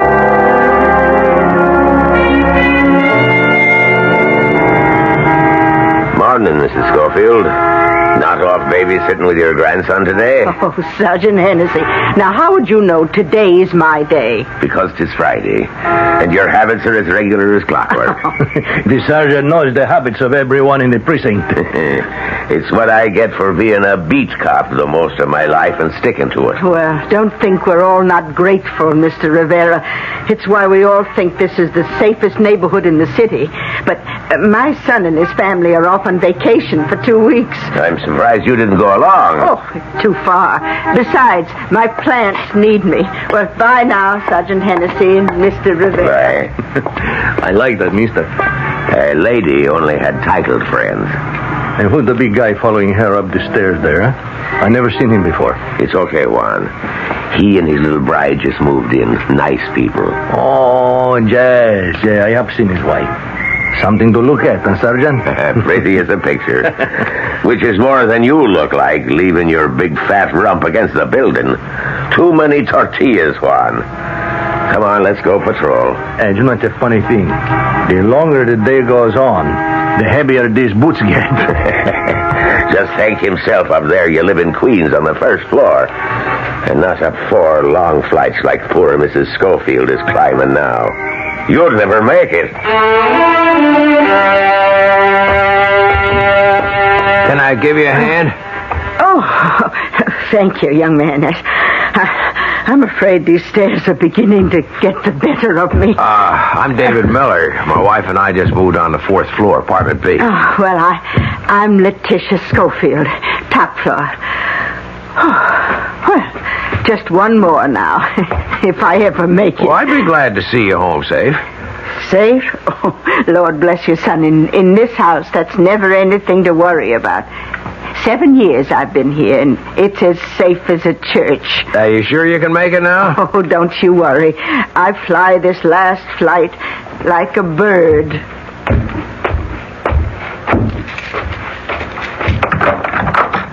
Fran, it's me. I got the cup hooks and the other stuff. Hi, darling. Oh, I've just been fixing and fiddling, and it's all just as perfect and wonderful as I knew it would be that first day when we took it. Hey, take it easy. You want to break me in half? No, I just want to hug you as hard as I can to let you know how happy I am.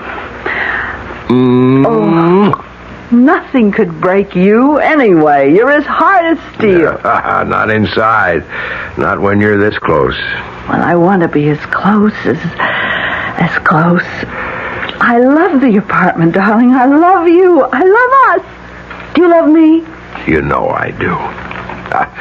All I do is have to look at you. You're so beautiful, Fran. Okay, you just keep wearing those rose-colored spectacles, and I'll stay that way. I don't need spectacles. Nothing the matter with my eyes.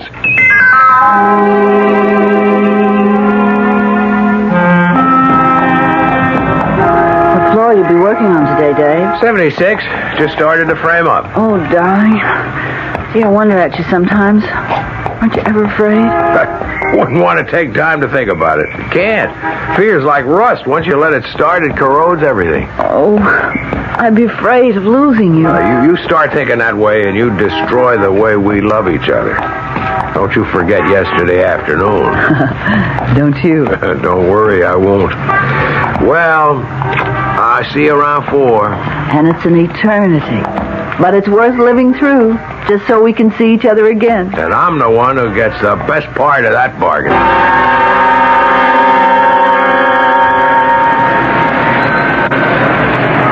What are you, Juan? The bird of ill omen? You're always hovering over the bulletin. It's that fellow top dog. If I could catch that piece of filth, then all the rest of being a cop, the other dirt and waste, and most of the time being too late to stop it, it would be worth it all. I know how you feel. He's a maniac. He kills too often. But me, I just hope he stays out of our precinct. He seems to be working the other side of town. Now, here's a bulletin in from the 13th. Looks just like him. But I am not like you. I want him in our precinct so I can find him and destroy him. Anyone catches him is really going to have their eyes peeled. In the meantime, we'd better hit the beat. So far, what's that? It's our precinct. Fire on the big new Haverford Casualty Building. All personnel alerted for fire department support. Okay, Juan, I'll check with the lieutenant. You see what squad cars might be available in case we need to ride. What caused the fire, Sergeant?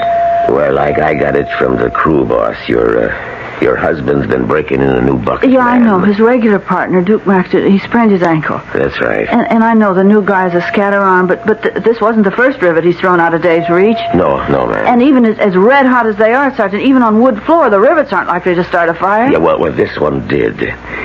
You see, they were just about to start welding on one of the joints, and the welder had just brought up his tank and uncoiled the hose.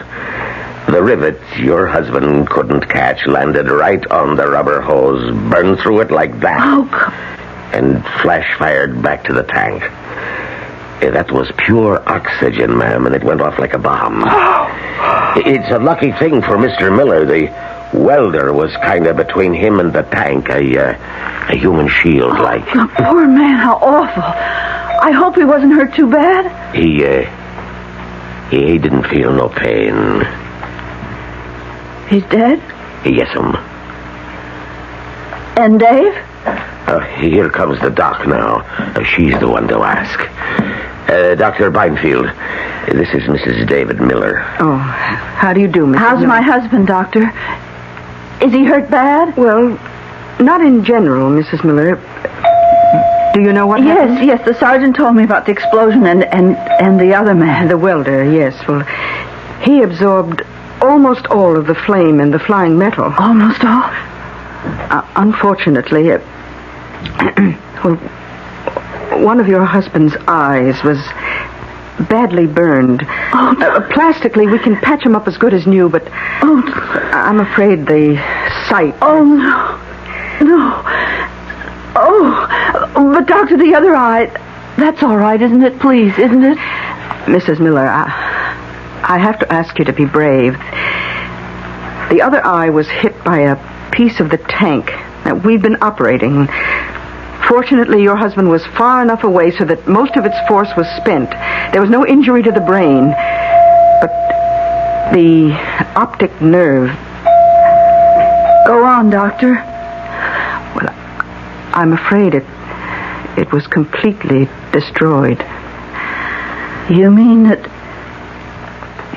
my Dave is blind? Oh, Mrs. Miller, I'm sorry.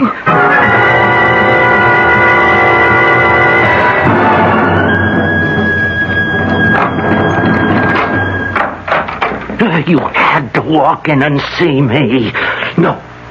Just keep your mouth shut and do like I tell, mister. And just walk over to that wall, away from the door. Keep your hands up. Say nothing, right? Not a peep. Not even to beg and crawl and tell me you never seen me. You never seen nothing. You didn't see nothing, mister. Nobody sees Top Dog and lives.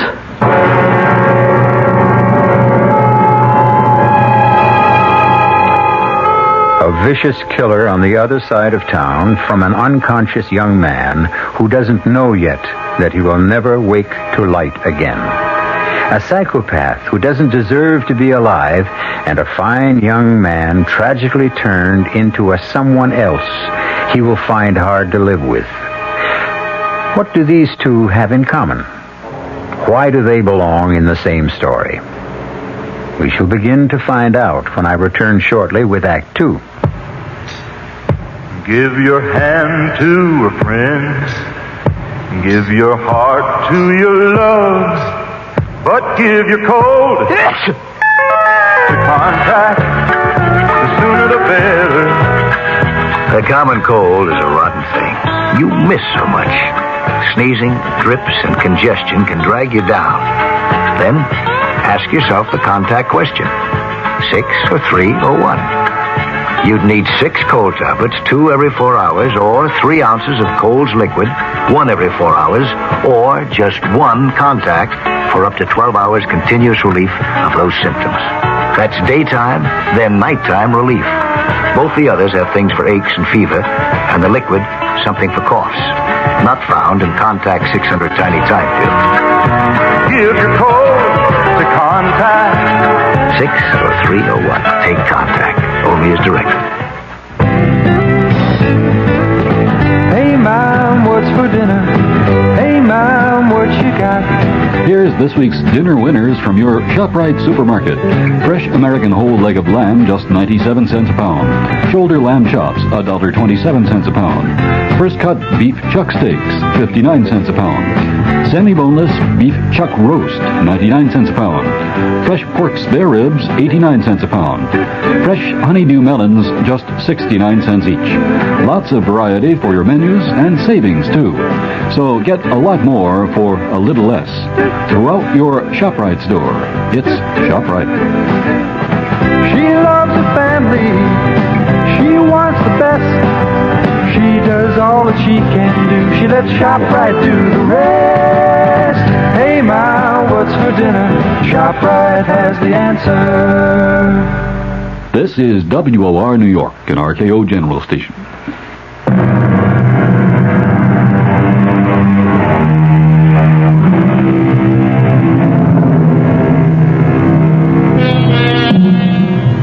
the long weeks that followed, Dave tried to make his adjustment.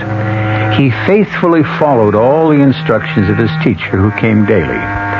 Most difficult was persuading Dave to leave the house, to learn to walk on foot, to carry the white cane that was the badge of his condition. One thing only he did willingly enough: exercises. He kept himself as fit and hard as he had always been. Outside, he was still the same Dave Miller, alive and vital. But inside, something at the very core of him had died, particularly after the riveters came to the building at the corner. Oh, Mr. Miller, can I give you a hand upstairs? No, I don't need a hand up. Oh, I'm sorry, Mrs. Schofield, isn't it? Yes, and I'm the one that's sorry. I spoke before I thought. It's just that you don't know how I dread those stairs, so I... Oh, I'll do the helping. Huh? I gotta find some use for myself. You got groceries there? Oh, just a few. Most I can manage at one time. Well, you give me those. Come on, here. Now, let me have them and take my other arm. Oh. And this time, I am taking you right to your door.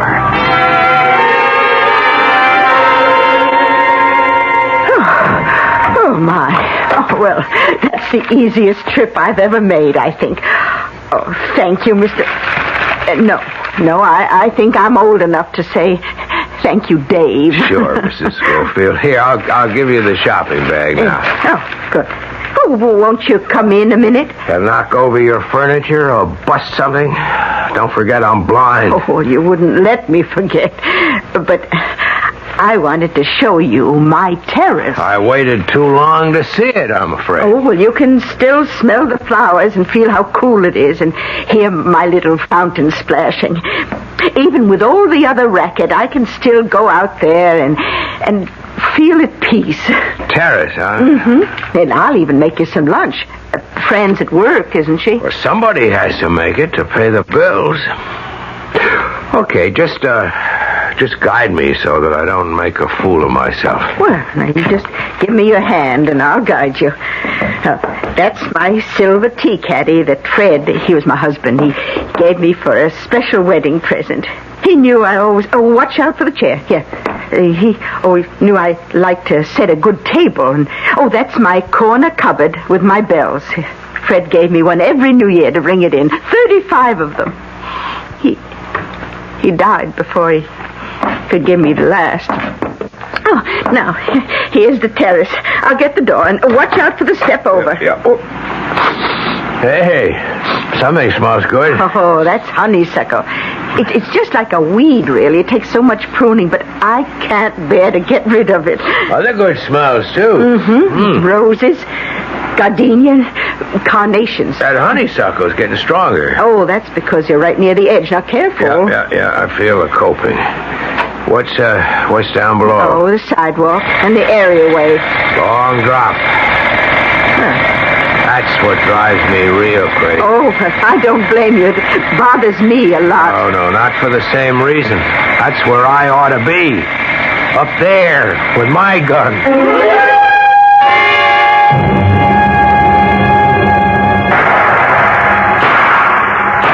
Watch it, Juan. He's got a gun. We know that. Did you hit him? I never even saw him. He went over the fire escape so fast. Let's get after him. It's too late. He was 4 or 5 rooftops away, and between 2 of them's a jump neither you nor I could make. It was top dog, wasn't it? By all the signs. Another top-floor apartment, another corpse. And something new I don't like at all. What? He's moved his territory. He's in our precinct now.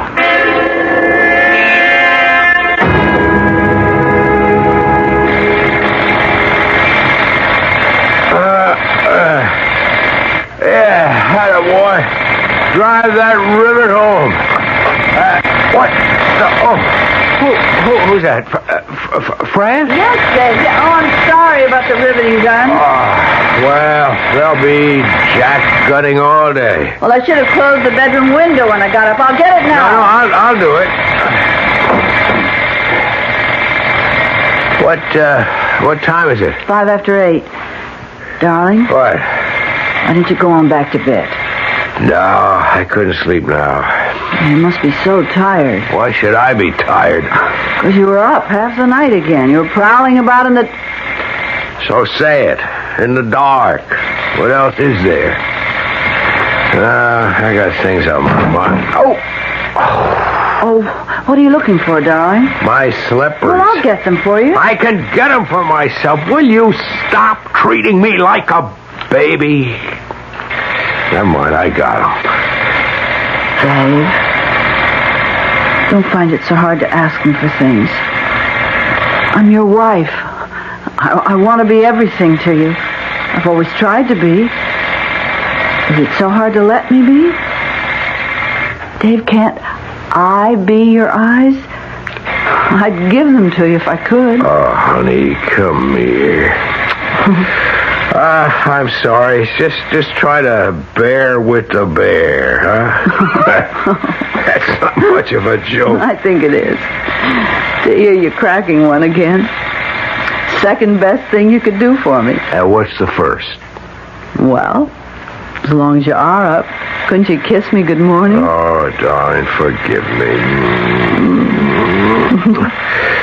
I love you. Good morning. Good morning. I love you.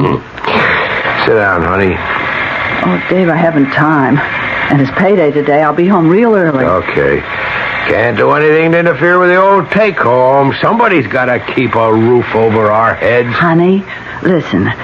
Don't get down in the dumps again. What is the point? I feel so useless. I gotta do something. I gotta find something to keep me busy instead of hanging around in the apartment all day, twiddling my thumbs and going nuts. Well, you ought to be taking your walk, getting some air. Sure, I tried that yesterday, bumping into everyone, bumping into everything, having little kids help me across the street. I tell you, when I went up with Mrs. Schofield, I was ready to take a dive off her terrace. Oh, listen, I can't leave you like this, Dave. Why don't you listen to the teacher and you get a dog? No. How many times are we going to have to go around that again? Gee, forget it, honey. Look. Maybe I will look into it. Don't worry about me. Worry about yourself, huh? Hey, what's the time? After 8. I've got to get my coat and fly. Yeah, any hot coffee left in the kitchen? Oh, no. And Dave? Yeah? Well, you'll have to make instant, because the electric pot is on the fritz again. Darling, it shorted out the whole house when I plugged it in this morning. Did you put in a new fuse? Oh, sure. Oh, where's my bag? I'm the last person to ask. But I'll fix the percolator. It's just a loose connection. And Fran. Yes, darling. While I'm at it, I'll try to rewire myself. Oh, darling, I hate to leave you in this mood. Yeah, in this mood, I ought to be left. I'll see you around 5. Okay, maybe earlier. Oh, and there's fried chicken and corn on the cob for dinner. Well, that ought to bring out a grin. From ear to ear. Oh. Just look at me. My favorite sight. Bye now. Bye-bye. Good morning, Mrs. Schofield. Oh, Mrs. Miller. Oh, I'm so glad someone's going downstairs. You know, there'll be the death of me. Well, here, you lean on my arm. Oh, thank you. How's Mr. Miller? Oh, Dave's coming along fine. How's your son? Well, I don't see so much of him. He's off at business so much. Well, I should think you'd want to live with your family. Oh, no, I'd only be in the way. My son and his wife have their life to live, and 3 is a crowd. Besides, it's good for old people to be independent. If we had to hold on to our pride, we'd fall apart without it. Not only old people. Oh, I was just thinking, what can you do for someone who's lost it? Well, you can't. Just count on time for Dave. I'll try to remember. There's the last. Oh, I'll get the front door. Oh, that's awful riveting. I'll be glad to get away from it for a day. Morning, Mrs. Schofield. Mrs. Miller. Oh, good morning, Sergeant Hennessy. Good morning. Could I remind you that me and Juan Rivera are collecting again for the Police Boys Fund? Could I put just a wee bite on your board? Well, not on me now. I've only a subway token and lunch money till I get paid. But I'll be back early. Before 5 this afternoon. Could you stop back? Oh, yeah, sure. Well, could you wait for me till then, too? I've got to catch my bus. Well, I wouldn't bother either of you, except in a good cause, but I wonder now, should I be troubling Mrs. Miller at all under the circumstances? You let her contribute her bit. Don't undermine her pride. Well, it's Dave Miller's pride I'm thinking about, now that he can't work. Yeah, I was laid up once with a bullet, and I thought I'd never be a whole man again. But I had the chance to recover. Well, what has he got?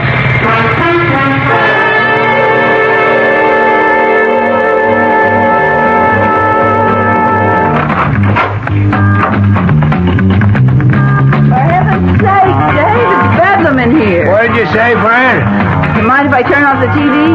Be my guest. I can't look at it anyway.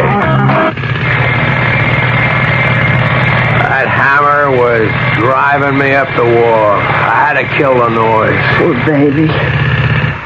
I'm gonna have to get a dog, friend. You're right. At least it'd get me out of the house more often. Why, hon, that's what you need. You've got to start living again. Living. Living. That was living for me. Fran, you just don't know. Slung in a rig, feet braced against a column, whacking home those red-hot nails. Or straddling a crossbeam as a bucket man and picking those sizzling babies out of the air and lobbing them up to the gun hog and his funnel, or passing them on with the tongs. I tell you, a guy felt like a king. I mean, you owned the world. You were building a whole city. You could turn any which way on your perch, and you could see the... Dave, darling. Darling. Gee, forget it. It's over. It's done with, and so am I. I'm no good to you. You're my world, darling. You're all I want. But you know, you're acting like a baby. It's about time. It's about time that you started acting like a man again. How? By facing your problems. By realizing that, well, in spite of what's happened, you're as good as any other man. And for me, you're a darn sight better when you're yourself. I'm going out and make a cup of coffee. You can't. I used up all the instant. You didn't fix the percolator? I tried to, but it's in the elements somewhere. And guess what? I couldn't fix it because I couldn't see where. Dave, where are you going? I'm going out. I'm no good to you. I'm no good to me, to nobody. Just let me figure my own way out. I should climb up to Mrs. Schofield's and just take the big step over that honeysuckle off of the terrace. That was a gun. Hey, who's there? Did you hear a gunshot? Shut up. Drop that white cane. I need it. I can't see. Hey, you mean you're blind, man? Yeah, but who... Oh, boy, this is your lucky day. I almost let you have it, too. Okay, now move away. Who are you? Move away. I said move it. I got a gun in my hand, and I'm busting clear out of here. It's okay, Juan. If you tried to lug that lump of lard on your rump up 4 flights, you'd be liable to have a heart attack. Cops. Okay, Mac. Is this your apartment, huh? Yeah. Do you feel that? That's a rod. It's loaded, and I ain't got no cause not to use it again. So open up your door and get me inside. Why should I? The name's Top Dog, man. That bring you in a line? You heard of me, huh? Yeah, I've heard of it. And you know I don't mind using this. That's just what I was thinking about. Maybe I should just let you go ahead. My best way out. What would you say if I just said, go ahead, shoot?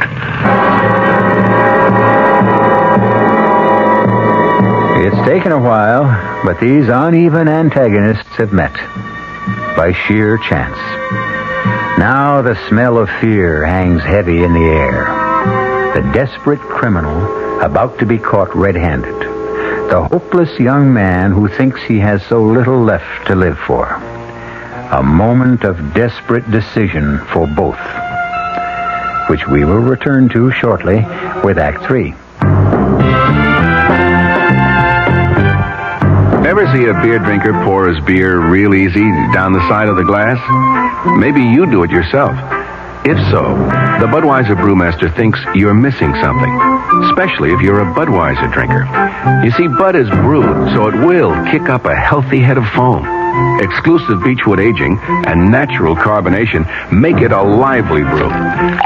Well, anyway, pouring Bud plunk down the middle of the glass helps bring out the best in that clean white Budweiser foam and real beer aroma. It also helps you get the full benefit of a taste, smoothness, and drinkability you'll find in no other beer at any price. Remember, brewing beer right does make a difference.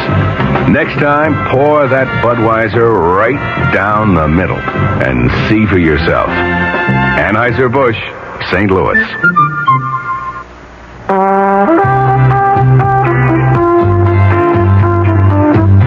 At Suburban Savings in northern New Jersey, you're always the tops. So to help you reach the top, Suburban is offering you a top 7.90% effective annual yield on their 7.50% savings certificates. And Suburban guarantees it from 4 to 10 years.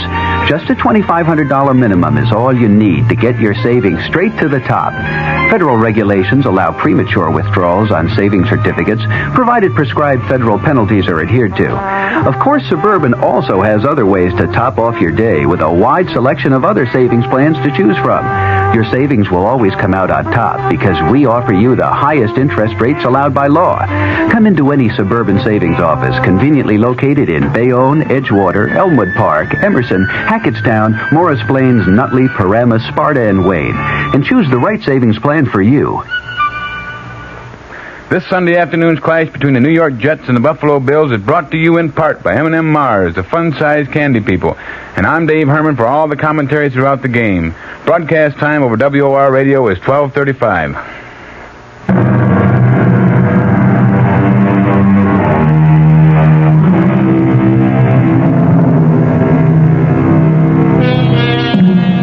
On the fourth floor landing, Top Dog looks in awe at the first person he has ever met who shows no fear of the lethal weapon that has killed without mercy so often. From below, approaching gradually, is the measured tread of the sergeant of police as he toils up the stairs towards them. Above is the woman Top Dog has just murdered, and he knows there is no rooftop escape from this house. You open that door, man, or you die. Suppose that's just what I want. Someone to do for me what I haven't got the guts to do myself. Oh, that's just where you get it if you don't open that. Dave! Shh. Okay, lady. Okay, that's it. Now, I got a gun. Now, back in the house, or I let your husband have it. Please don't. Same goes for you, mister. Now, you don't move, or the lady gets it. Okay, don't shoot. I'm with you. This your wife? Yes, and so help me if you... Shut up. Now, nobody's going to get hurt if I get out of here, okay? But I'm warning you. I got nothing to lose. Now, I just knocked off that old dame upstairs. So the both of you just freeze and keep your mouth buttoned real tight. Or I start blasting. Now, shh. Hey, Juan. Yes, Juan. Yes. I was just looking out the second floor hall window. There's an old heap parked on the other side of the street. Yeah, I see. Check that plate, will you? Looks like a stolen car to me. Lousy copper. What's he want? Maybe he heard the shot. Oh, come on, over that rivet gun? Hey, what's that lousy cop want here anyways, huh? Every cop in this city is looking for you, Top Dog. Dave, don't bait him. That's okay, lady. I know it.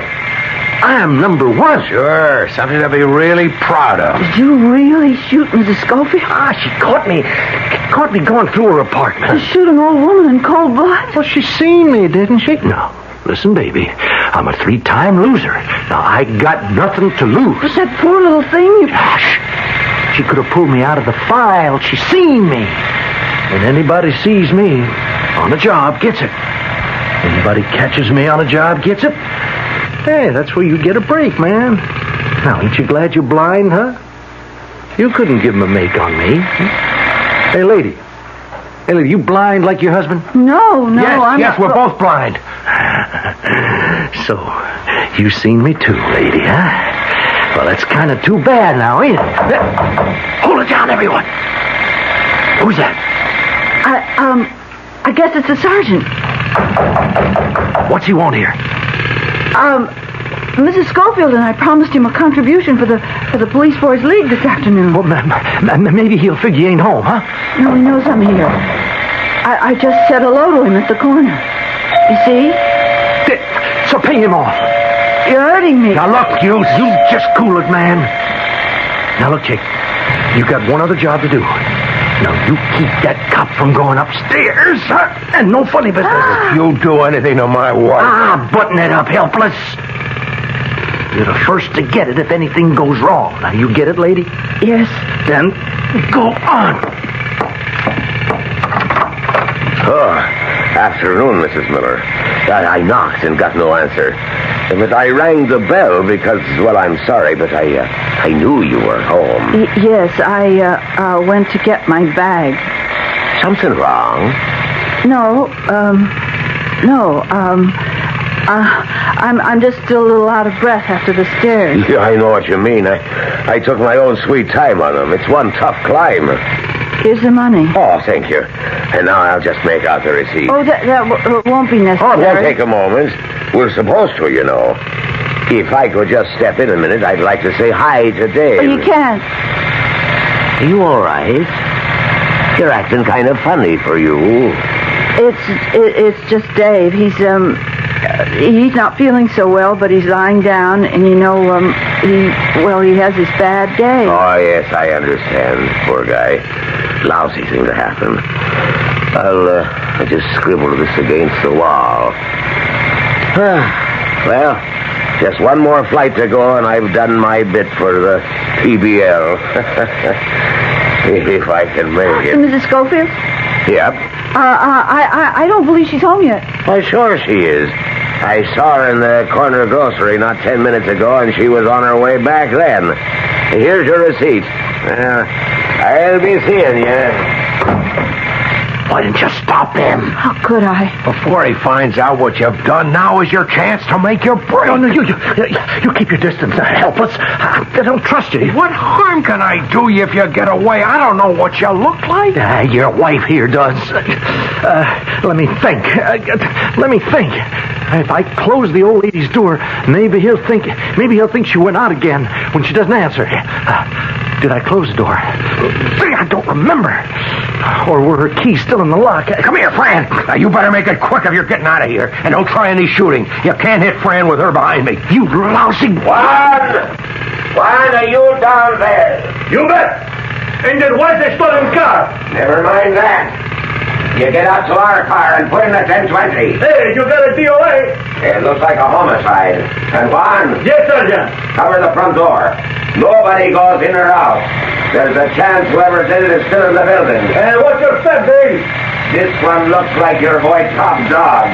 Santa Maria. Just get on the horn, will you, and get us some help. That gives it. Dave, look out! Dave!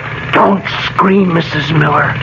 One peep, and it won't be a little pistol whipping for your hubby. I'll lay his brains open. Okay, helpless. You can hear me, right? Yes. Well, then on your feet and in the bedroom. Hey, wait a minute. No fire escape. Fine, let's go. What about my wife? Oh, she stays with me. I need her. Now, listen, to both of you. This is a .38 I got in my hand. Now, I don't want to use it. Now, when that cop come around to check up, there ain't a sound from either one of you. Now, if he does come in, I'm in the closet. But I want you should listen close, Mrs. Miller. I can still blow that hole through your husband and the cop, and then you, if you don't follow orders. There he is now. Now it's up to you, Mrs. Miller. Get in there, helpless. On your face in the bed. Mrs. Miller? I ain't closing the bedroom door. Mrs. Miller? Now I can watch every move you make. Go ahead, Mrs. Miller. If anything goes wrong, I might even shoot you first. I understand. Oh, well, I'm sorry to bother you again, Mrs. Miller. What's the matter, Sergeant Henderson? No, you all right? Why, has something happened? I was in the kitchen, and I thought I heard shouting. That was me and Patrolman Rivera. Now, I don't want to upset you, but there's been an accident upstairs. Mrs. Schofield, is she... She's dead. She was killed by a gunshot and robbed.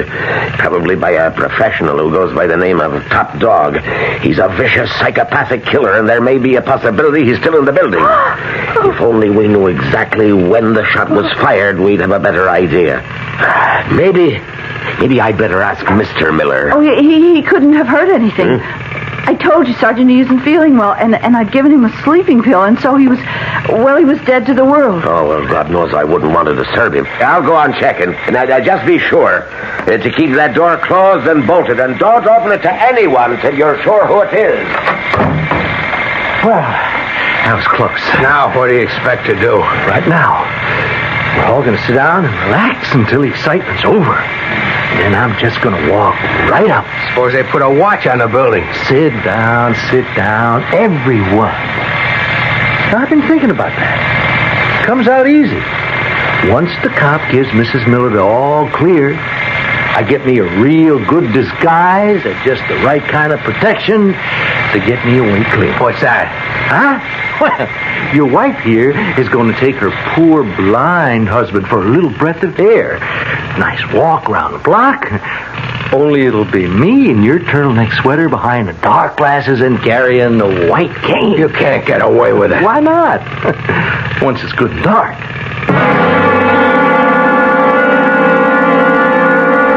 You know, lousy cops still hanging around. It's almost dark. Hey, you. Hey, baby. Yes? Turn on the light so I can see. Okay. Now, pull the shades. And you can shove them shutters closed as well. Come on. Hey. Bet it's dark as the bottom of a well in here without lights, huh?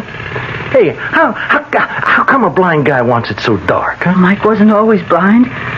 He used to be so sensitive to light. Okay, spare the sob story now. Get me some more lights on while we're waiting for the coppers to take off, huh? Yes. Oh, now, wouldn't you just like to have your hands in my throat? No gun, pair of eyes to see? I bet you think if we was on equal terms, you could take me. I'd sure like the chance to try. Yeah, you ain't getting it, baby. Hey, how's for some coffee, huh? Coffee? No, I'm afraid I can't. Of course you can, friend. But you said we were out of instant. Yeah, we are, but you can always make some in a percolator. But the Yeah, just plug it in. It's just what we need. Oh, well, if you think... Oh, come on. No tricks. I'm standing right here where I can watch the both of you, huh? Okay. What are you waiting for? Now, plug it in. Come on. Hey, what's this? Lock yourself in, friend. Hey, how did you fix the lights? I can't see. How do you like it? Come on, where are you, helpless? You come near me, I'll fill you full of lead. Keep away from me or I'll shoot. That won't do you no good. I'll get to the window. I'm going to get me some light and then You're having a chance, not on even terms. If I could see you. If I could only see. You're on my turf now, buddy. I still got my gun. Some light. I'm in my wrist. Just one little more move and I'll break your arm with pleasure. All right, honey, I got him. I could handle 6 punks like this. Get his gun. It's right by my foot. Let me go, mister. I'll give you a break. Yeah, I'll give you a break. You shut your mouth or I'll break both of your arms. I was so scared when I heard the shots. I thought it was all over. All over. Fran, honey, it's just beginning. No one is ever going to call me helpless again. First of all, myself. I'm not afraid of the dark anymore. That's my element. And you'll see, I'll find a way to make it work for me. But you better put in a new fuse. The police will need some light when they get here. Those shots will bring them running. Oh, Dave, I'm so proud of you. Oh, it's even better, Fran. So am I. I got my own pride back.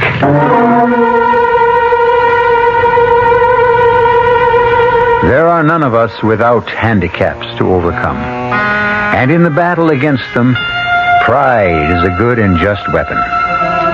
Dave Miller's is a great one. But he'll conquer, now that he knows the way and has found the desire. Excuse me, sir, but do you know what happens this time of year? Right on, pal. I happen to know that right about now a freak blizzard falls on Dumont, New Jersey, and they're snowed in for the rest of the summer. Happens every year. Nope. You see, what happens this time of year is that you can get a particularly good deal on what is perhaps the most luxurious mid-size car on the market, the mid-size Buick Century Regal. Well, what good's a car when you're hopelessly snowed in? Well, that's a point.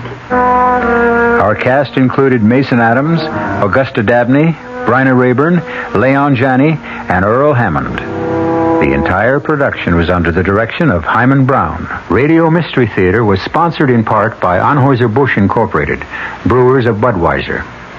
This is E.G. Marshall inviting you to return to our Mystery Theater for another adventure in the macabre. Until next time, pleasant dreams.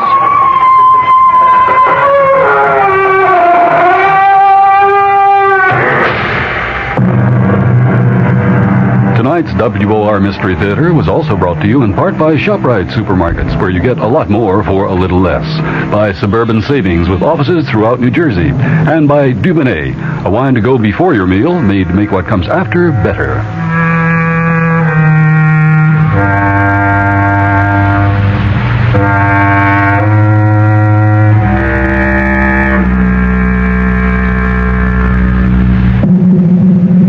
The preceding program was furnished by the Columbia Broadcasting System.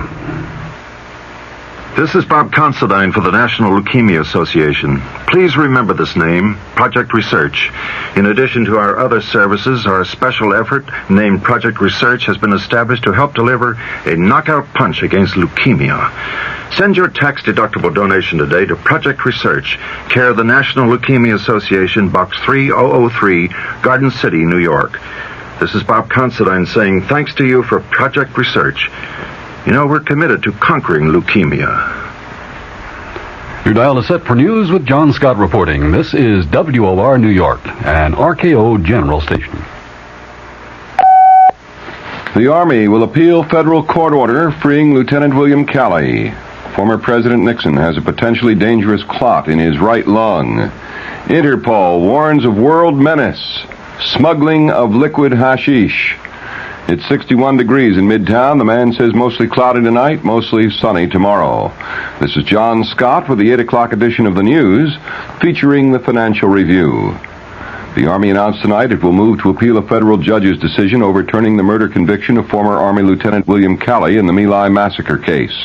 The Army issued a statement saying it will recommend to the Justice Department the decision of U.S. District Judge J. Robert Elliott be appealed, that the Justice Department move for a stay of Elliott's order. Elliott, sitting in Columbus, Georgia, ordered Calley freed immediately from the Army prison at Fort Leavenworth, Kansas. The Army said that Calley will not be released from confinement pending a decision on these recommendations. The Justice Department acts for the Army in cases before the federal civil courts. If an appeal is made, it probably will be taken to the U.S. Fifth Circuit Court of Appeals in New Orleans. Former President Nixon's doctor says there's a blood clot the size of a dime in Mr. Nixon's lung and that it represents a potential danger, but the doctor said the clot is not critical at this time. However, the risk that a larger clot could form remains. The doctor says chances for the former president's recovery are good. This is the third day of Mr. Nixon's hospitalization, and he apparently is experiencing no pain. He's expected to remain in the Long Beach, California hospital for at least another week. Incidentally, his resignation from the California bar was accepted today by the California Supreme Court. He sent his resignation by mail on September 16th. The Ford administration has threatened to veto the mass transportation bill that would provide $600 million in interim operating subsidies to rail and bus lines. Supporters of the bill claim it's necessary to hold the line on transit fares and not raise fares in major metropolitan areas. Head of the Urban Mass Transportation Administrator, Frank Herringer, told Senate House conferees he's going to urge President Ford to veto the bill on grounds it would remove the urgency for Senate action on the 6-year, $11 billion transit package already approved by the House. Meanwhile, New York politicians appealed to Congress today to vote more money for rapid transit. Republican Governor Malcolm Wilson said Congress should act on its own and not be put off by hints of possible vetoes. Wilson's Democratic opponent in the November election, Brooklyn Congressman Hugh Carey, made a similar appeal. He says President Ford and Vice President-designate Rockefeller should speak out for the Minish-Williams emergency bill as a means of combating inflation. Plans for 9 projects to improve rail freight facilities in the New York metropolitan area were announced today by Governor Wilson. The projects will involve both the Penn Central and the Long Island Railroad. Wilson says the projects will be financed with a $30 million appropriation by the 1974 legislature, plus funds from a $250 million rail preservation bond proposal to be voted on in November. He says the bond funds will attract substantial federal money. At sundown today, Jews around the world began observing the Jewish Day of Atonement, Yom Kippur. It is the most solemn day of the Hebrew calendar, and it's marked by a 24-hour period of fasting, prayers, self-evaluation, and repentance. Observance of the High Holy Day begins with a chanting of the Kol Nidre. It asks for God's annulment of vows that were taken unwittingly, rashly, or under compulsion. The Holy Day ends at sundown tomorrow. Jewish sources in Moscow report police attempted to clear the street in front of the Moscow synagogue tonight as Jews gathered to celebrate their Day of Atonement. The sources said minor incidents broke out, and one Jew was detained by civilian militia and KGB police, who now regularly show up outside the crowded synagogue on Jewish holy days. Jews who could not get inside the synagogue were ordered to leave the area. The Commerce Department says the United States had a record monthly deficit of more than $1.1 billion in August. The higher cost of foreign oil continues to be a major factor in the country's worsening trade picture. The International Police Agency, Interpol, says the smuggling of liquid hashish, a potent derivative of marijuana, has become a world menace. Interpol says illicit production of marijuana and liquid hashish is on the upswing in India, Pakistan, Afghanistan, Lebanon, and Morocco. The World Police Organization unanimously adopted a resolution expressing particular concern to the growing traffic and the abuse of the drug. It urged Interpol countries to crack down on traffickers and manufacturers of the liquid hashish. The drug, because of its small bulk, is easy to smuggle. The WOR News Time. It's 5 minutes past 8. The search for a 7-year-old boy abducted from a schoolyard in Rutherford, New Jersey, spread to New York City today after a worker spotted a car believed used in the kidnapping. WOR's Ed Nash reports. An automobile registered to 23-year-old Thomas Burns has been located in a Midtown Manhattan garage, and Burns has been formally charged by U.S. Attorney Jonathan Goldstein with the kidnapping of 7-year-old George Kaloyarakis.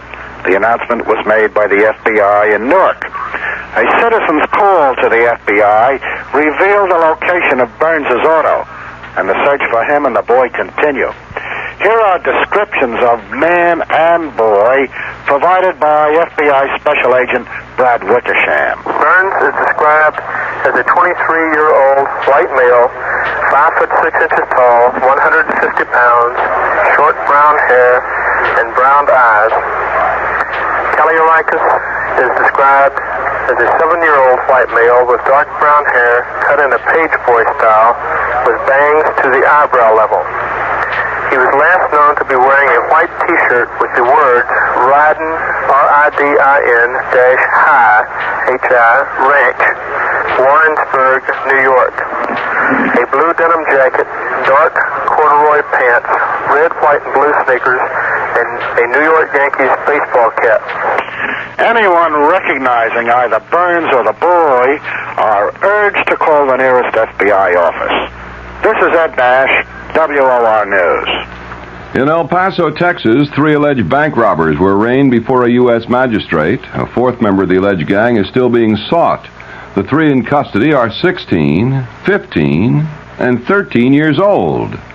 The 10-year-old is the one the FBI hasn't nabbed yet. Authorities said they'd hang around banks as though waiting for parents to finish banking, wander around behind the tellers' cages asking questions, and then, when no one was looking, grab some dough. The Kitty Heist gang allegedly made off with $6,000 earlier this month. I'm going to make off with the weather and the top of the news right after this. After lots of time and lots of miles, you get to know your car. You want it to be trouble-free, no matter where you are. Your Delco dealer wants something you've got. Your old battery, any brand, no matter how old. Have your Delco man check your old battery today. If it needs replacing, he'll make you a trade-in offer on a new Delco battery. The battery that gives you an instant burst of starting power start after start. Check with your Delco man and see why. The more you know, the more you'll want Delco. Well, the more you know, the more you want Delco. Your local Delco dealer is the one to see. Your local Delco. CBS Radio Mystery Theater presents...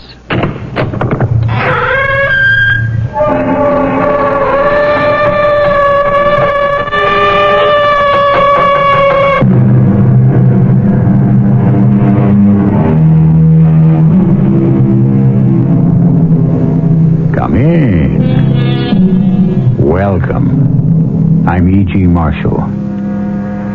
You ask what a nice girl will do, she won't give an inch. And you know who said that?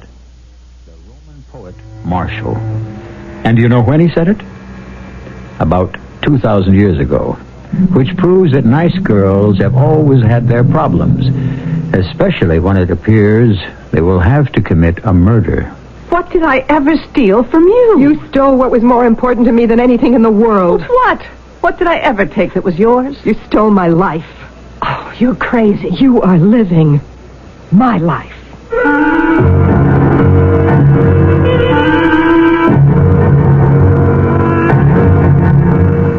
Our mystery drama, Girl Talk, was written especially for the Mystery Theater by Sam Dan and stars Terry Keane and Ann Williams. I'll be back shortly with Act One. Case number 82, the supreme question. I took the case on my own. I had to know, why does Oldsmobile Cutlass come up America's favorite midsize year after year? I started with an Olds dealer. Cutlass? Well, Cutlass is different cars for different people. At first, I thought it would be the same old song and dance. Yeah? Look at this Cutlass Supreme. It's stylish and practical. And a front center armrest, too. Or this Cutlass Calais. It's got the look and feel of a grand touring car. Full instrumentation. And this is the Cutlass Supreme Brougham for the nicest luxury touches. I had to admit, the guy made sense, and I love the velour interior. And Cutlass has solid engineering built in. Then came the clincher. Only Cutlass offers an available 4.3-liter diesel V8 engine designed especially for midsize cars. I did the only thing I could do at the time. I took a test drive. Case closed. There's no mystery. You can get that great Olds feeling. Discover that great Olds feeling. Take a test drive today.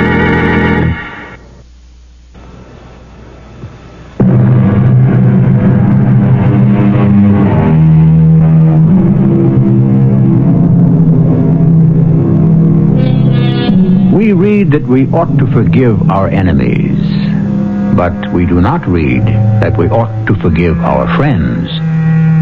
Today's text is from Sir Francis Bacon, who, in the end, forgave everybody, friends and enemies.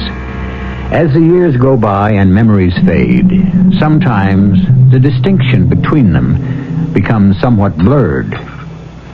Well, here we are, in the Everly household, where breakfast is proceeding, as usual. Renaissance has gone up 2 points. James? I advised Kenwood to buy it last week. James, we can get tickets for the concert tonight. What? Concert? The Basansky concert. Basansky? Didn't we hear him last week? No, that was Buslovsky. Oh. Well, once you've heard one Russian, you've heard them all. Buslovsky's a violinist. Do we have to go? Oh, we don't have to do anything. Uh-huh. I know what that means. You do? What? It means if we don't go, I'll wind up sleeping out on the couch tonight. All right, forget it. Look, I'm willing to go. You're willing to make the supreme sacrifice. I said I was willing to go. No, you'll only be bored stiff, so just forget it. Why don't you go by yourself? I have a lot of work I should catch up with. If I wanted to go to concerts by myself, if I wanted to go to the theater, to the opera, to the ballet, to art galleries by myself, I don't have to be married. Now, look, Edna. I said, let's forget it. What's gotten into you this morning? Oh, I see. All right. You don't want to forget it. All right. To continue. And I don't have to live here in Central City either. Assuming you can call this living. No, I don't know what you're talking about. You don't? No, I don't. What's all this about Central City all of a sudden? It isn't all of a sudden. You lost me. We raised our kids here. All our friends are here. This is our home. Why don't we drop it? This could become a very traumatic discussion. Hey, now, look, let's go to the concert. I mean it. I really want to. You do? Edna, honey, I'm sorry. Are you? I should have realized something. What's that? Well, it's a fact. When a woman starts to get up there... Up where? You know, middle age. Oh, middle age, huh? That's us, Edna, honey. We're middle-aged. We are? You can blame old Mother Nature, but when a woman reaches that time in life where things change inside, she really can't be faulted for feeling fretful and nervous. And even a little bit ornery. Edna, honey, I understand. That's extremely perceptive of you. Oh, you women. Even under normal circumstances, nobody can figure what you're all about, so naturally, at a time like this... Naturally. It's my job to see that you don't get all upset over trifles, to give in to whatever whims you may have, for whatever reason you may have them. It's like years ago when you were pregnant. And so you think I'm just being silly, like a woman? Edna, honey, that's your privilege. Thank you, James. And we are going to that concert tonight, and I am going to stay awake. Will you? Yes. And I'll tell you something else. I'll even enjoy it. That's marvelous. I am going to have a good time, even if it kills me.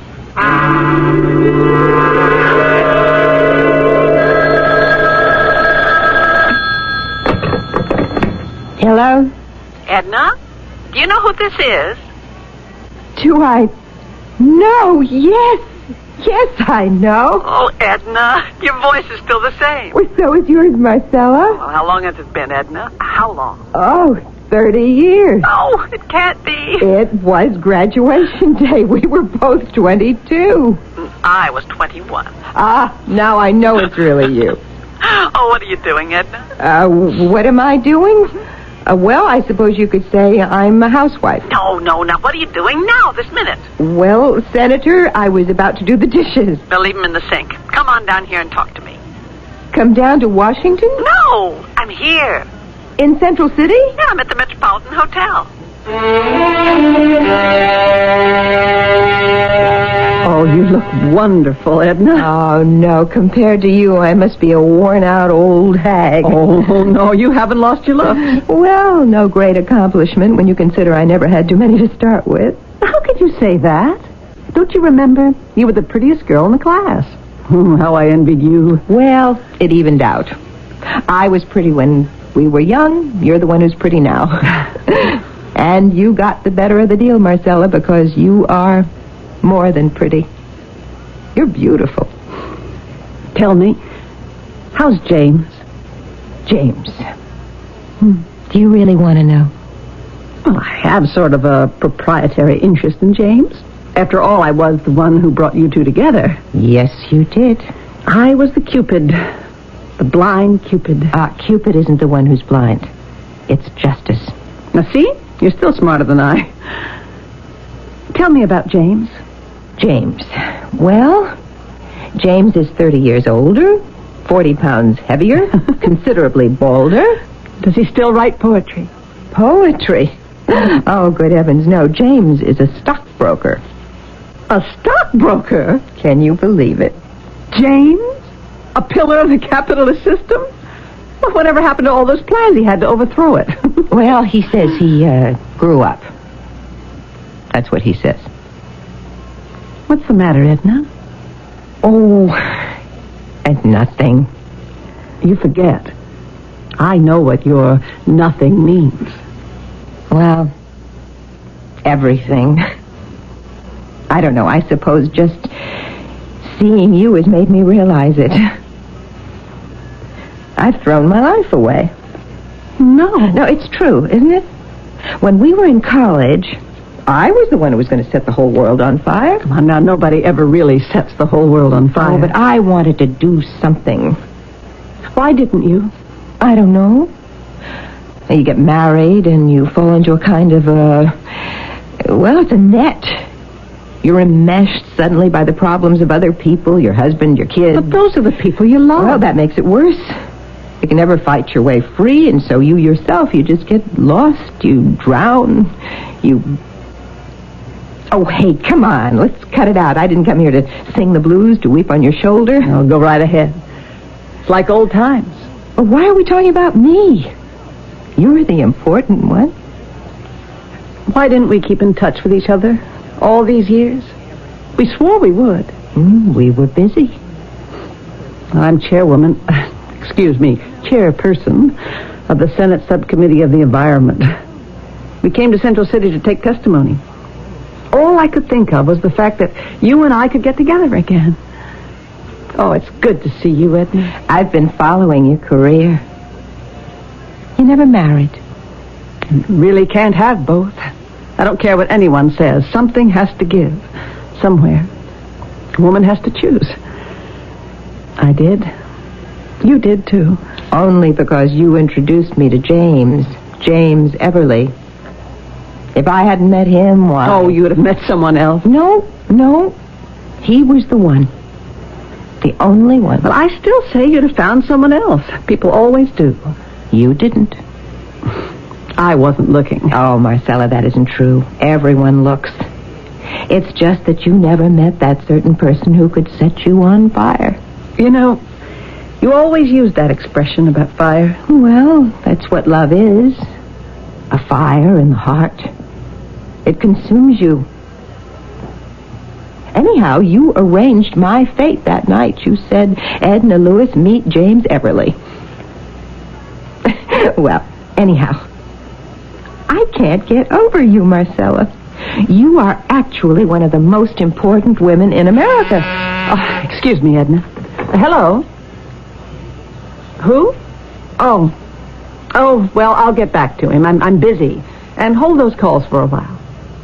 Right. Look, I don't want to get in the way of anything important. That was the chairman of the National Committee. I was just using you as an excuse. I don't want to talk to him right now. Does he want to know if you're thinking actively about the presidency? Well, that's a very good guess on your part. Well, there's been talk in the papers. It has to come sooner or later. A woman who's a serious candidate. All the signs point to you. All the thing to do right now is just sit back and smile and wait and see. You, Senator Marcella Borden. We used to wear each other's clothes. We shared everything, didn't we? Even our dates. Except the last one. I told my secretary no more calls, so if he's ringing, it must be something important. Yes? Who? Oh, all right. I'll be there. The hearing's been moved up an hour so that old Senator Cataract can fly back to Washington to vote on his project. Oh, it's been so good seeing you again, Edna. Listen, do you suppose you could have dinner with us tonight? No, we're leaving early. We have to take the testimony on the West Coast in the morning. Well, on the way back, perhaps. I won't be coming this way, dear. I'll be going to Japan and from there to Vienna and then home to Washington. Oh, goodbye, Edna. As once again you step back into your busy, fascinating, and important world. Well, now, what does he want now? Yes. Marcella. Who is this? How did you get on this line? Well, the president of the phone company here is a golfing buddy of mine. It's no problem. Is this James? And how are you? I'm just fine. I heard you were in town. James, light of my soul, love of my heart, spirit of joy, never depart. Remember. Now, what's that? The beginning of a poem you once wrote. Well, don't let word of that get around. Folks think I was a wild-eyed radical. Whoa, but James, you were a wild-eyed radical. Well, that's what you're supposed to be when you're young, but you outgrow it. I wish you'd get married, Marcy. Ask Edna. It's the only way to live. All right. I'll ask her. Goodbye, James. Marcy, before I hang up, I never had a chance to tell you, but I owe you everything. What are you talking about? Because of you, I met Edna. And that was the greatest thing that ever happened in all my life. Oh. Well, bye, Marcy. And please, find yourself a guy. And make him as happy as Edna made me. Goodbye, James.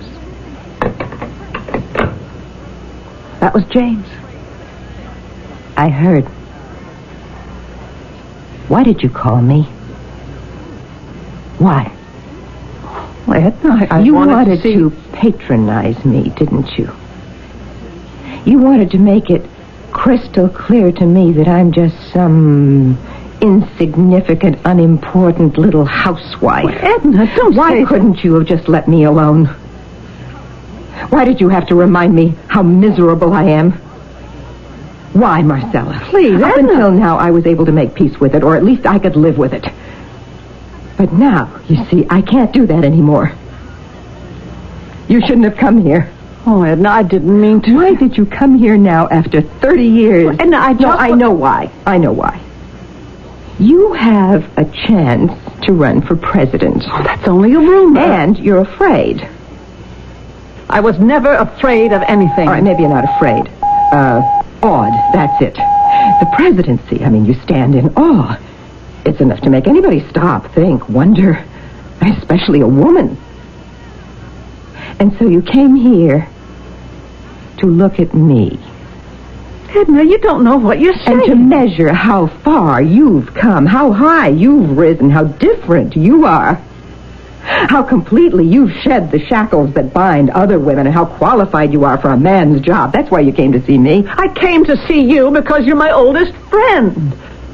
I'm sorry you feel this way. Oh, yes, I'm sorry, too. I have to leave now. I know. Will you be all right? Why, sure. What are you going to do today? Oh, any number of things. I could play bridge or golf or tennis. I could have an affair with a handsome man, assuming I could find one. I could, do something worthwhile, like helping to plan a charity ball, attend a PTA meeting, volunteer work at the hospital. But, I don't think I'll do any of them. Do you know what I will do? No. Yes. I'm afraid I couldn't. Well, then I'll tell you. I'm going to commit murder. We're dropping the curtain because it's not likely we'll get a better line with which to close Act One. Well, now, women like Edna, they just ripple along, flowing steadily from day to day, fairly quiet waters, but they run deep. If she says she's going to commit murder, you'd better take her seriously. But who is she going to kill? For that, you must attend Act Two.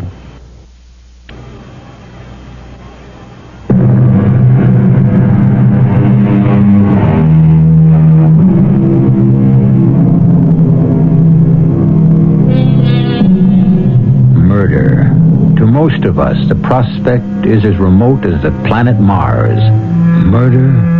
Why, that's something that's committed by murderers. Depraved assassins who perform the nefarious deeds in secrecy. Consider for a moment the very first of the breed, Cain. In the very beginning, he was probably a bouncing little baby boy, a devoted son, a good brother. But as time went by and situations changed, well, one thing led to another. What did you say, Edna? You're going to commit murder? That's right. Well, that's the most ridiculous thing I ever heard you say. Do you know who I'm going to murder? Look, Edna. You. Marcella. You. Me? Yes. Edna? Edna? Is that all you have to say? You mean you can't think of anything else? Don't tell me you're at a loss for words. Well, listen, my goodness, when we were in school, you were always like a chirpy little chipmunk. Oh, you were bright. Yes, you were even witty, but still it was merely girlish chatter. It wasn't until you grew older and presumably wiser that you developed true eloquence. Edna, I wish they listened to you, spellbound, in the hallowed halls of the Senate. You are one of the great speakers of our day. Do you have a speech handy for this occasion? What do you expect me to say, Edna? Well, I don't know, Marcella. I'm not in your shoes. All I can say is I'm sorry you feel the way you do, but right now you must excuse me. I have to attend a meeting. Oh, I see. I see the problem. You don't believe me. You don't believe I'm going to kill you. You think this is just a conversation? Well, I have something here in my bag. Now look, Edna. You look, Marcella. We have just placed this thing on a completely different basis, haven't we? Edna, what is this? Well, this is a .22 caliber pistol. Small, but neat, accurate, and deadly. Edna, now you need help.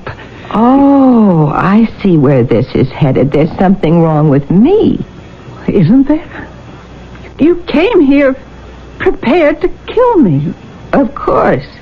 You even brought a gun. Well, naturally. I called you at I remember it was exactly 9 o'clock. Exactly. You were here at 9:30. It had to take you at least 20 minutes to drive down. Just about. That means you had no more than 10 minutes to make that decision and get a gun. The decision had already been made long before you called. Oh? Oh, I decided to kill you 20 years ago. 20 years ago? Oh, yes, once it became apparent to me where my life with James was headed. 20 years ago? Yes, you see, Marcella, there just comes a time in a woman's life when the trap springs shut, and she can never get out. I'd been married 10 years. I'd already had both kids, and I could see that all the color and the brightness was fading from my life. The hopes, the dreams. Oh, I could have adjusted. But then I read in the paper, Marcella Borden elected to the Congress. Edna, I know you're depressed. And that was the day I said it for the first time. I could kill that Marcella Borden. Please listen. And I kept saying it through all the years of boredom and of frustration. I could kill that Marcella Borden. So, when you called me today, I was ready for you. Edna, this isn't you. It can't be you. Now, the extra 10 minutes you mentioned, I needed them to find the gun. Edna, now, putting this thing on a practical basis. Suppose you do kill me. They'll trace the gun. Oh, no. You see, it belonged to my mother. Your mother? I bet that caught you completely off guard. Oh, yes, my mother. That frail, wispy, almost ethereal little lady. What would she be doing with a gun? Edna, I'm trying My father was on the road a great deal, you see. He wanted Mother to feel protected. Edna, for goodness And Mother agreed, provided it was one that was nice and neat and genteel. Edna, now the two of us, we have to... And then when Mother passed away, I wanted to get rid of it, but I just never got around to it. Edna, how can I make you realize... Mother kept it in a bag made of chamois, so it's cleaned, oiled, and loaded. Edna, I have to get to the committee meeting. So what do you think this is? A joke? No. I don't think it's a joke. Certainly, it isn't funny. There isn't going to be any committee meeting. At least not for you. You're serious? You are really serious. Oh, finally, comprehension dawned. You won't get away with it. It doesn't matter. You'll spend the rest of your life in jail. I'm in jail now. Are you surprised? No. Oh. Now that I've stopped, think, look back, remember, you were always jealous of me. I was always what? I had all the dates. You had all the dates. Is that a fact? How many times did you sit in the room on Saturday night while I went out? You had quantity, Edna. I had quality. I was prettier than you. You even admit it. Oh, you were. I think you still are. You could never attract any of the really interesting boys on the campus. Why was that, Edna? That is a lie. Is it? Who would cry in the room every Saturday night? Who would keep begging me? Edna, ask him if he has a friend. Ask him if he has a friend. Well, that's not quite the way I remember it. How do you remember it? You were the one who kept telling me to go out more. Don't sit home. Be seen. Let me fix you up with Tom's friend, Dick's friend, Harry's friend. That is a lie. Oh, of course, I suppose you have to learn to tell lies in politics. And maybe after a while you even come to believe them. But don't you try to tell me what happened, because I know. Well, do you? Look at me. And look at you. Me, Mrs. Nobody, and you, Miss Famous. It should have been the other way around. Why? Why? I was not only prettier than you, I had more charm, more personality, and more ability. I had more brains. I don't think so. What you think is a lie. Why, see, that little piece of metal in your hand, that's what makes you right. Poor Edna. That is why I'm going to kill you, you see? You just said it. Poor Edna. For the last 20 years, if you ever thought of me at all, it was poor Edna. No. Whenever I thought of you, it was lucky Edna. Happy Edna. Oh, I'm sure. Lucky to be married to one man for so many years. And to a good man. He is a good man. They're the worst kind. They make you feel too guilty to leave them. And you have children.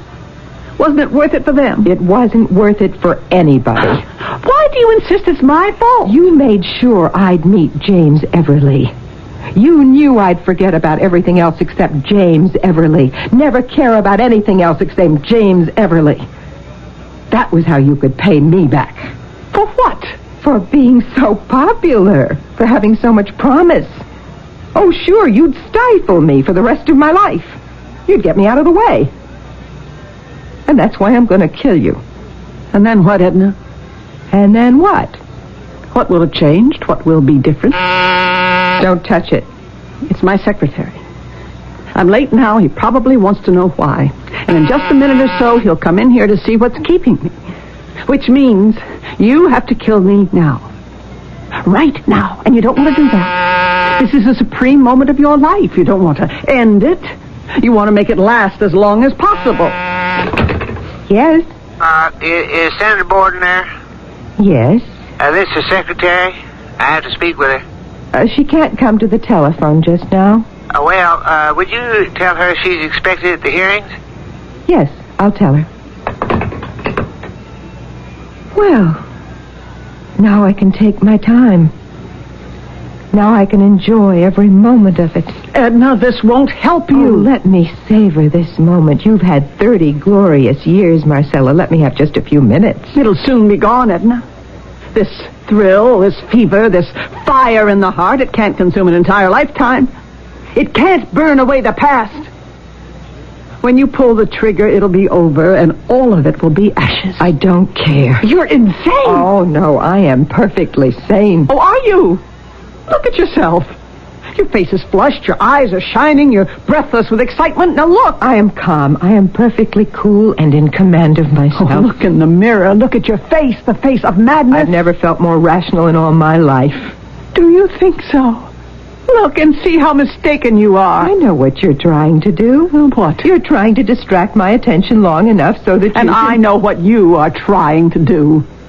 You have to believe you're sane, that you're normal, and in command of yourself. That's why you're afraid to look in the mirror. I am not. You're afraid to look at that wild-eyed mad woman. Now look, I dare you. I am not afraid. Just move to the side. Move away. That's right.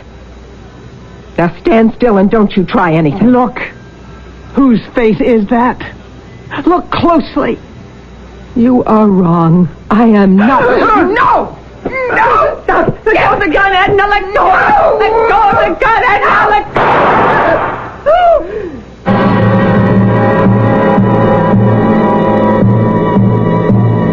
He laughs best who laughs last, said the British dramatist, or, as it has been also stated, better the last smile than the first grin. Well, murder is never a laughing matter, although it's often a grisly joke. Which of our two ladies will get the point? This is a third act revelation. I know you'll want to be here for it.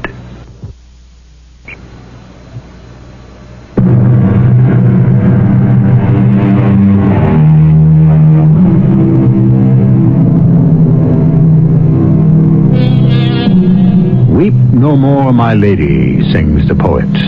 But it is a woman's prerogative to weep. Indeed, it is even chauvinistically claimed that it is her destiny. Well, according to the way she's been telling it, a woman named Edna Everly has been weeping bitterly for the last 20 years. Whether it's true or not, the fact is, the whole thing may just have been settled once and for all by a gunshot. Edna? Edna? What happened? The gun went off. You fell to the floor. Are you hit? No, I don't think so. I must have fainted. Are you all right? You've got the pistol now. Yes. Would you really have killed me, Edna? The truth? If you feel like telling it. I don't know. Senator, you all right? Am I all right? I thought I heard a shot in there. A shot? That's right, Senator. Oh, now, come on. How could there have been a shot in here? Well, it sounded just like... Everything is all right, Dave. Senator, you're late for the meeting. Tell them to start without me. All right. Well, what are you going to do with me? Do I need this gun, Edna? Are you still determined to kill me? I don't know. You better hold on to it. I don't think that's such a good idea. I may want to kill you. You want to kill me? Why? Because of James? James? You gave James to me. No, dear, that's not quite the way it happened. What are you trying to say? You took James away from me. Oh, now, just a minute. I took James away from you. All these years you hated me for James? Well, all these years I also hated you for James. That's why we never sustained our friendship. It was James who made us hate each other. Why would you hate me? I told you. You took James away from me. Assuming that's true, which it isn't, why would you hate me for it? Because if I had married James... If you had married James, why, you would have been Mrs. Nobody. James would have stifled you the way he did me. James would have made me a wife and a mother. Let me tell you, Marcella, you haven't missed a thing.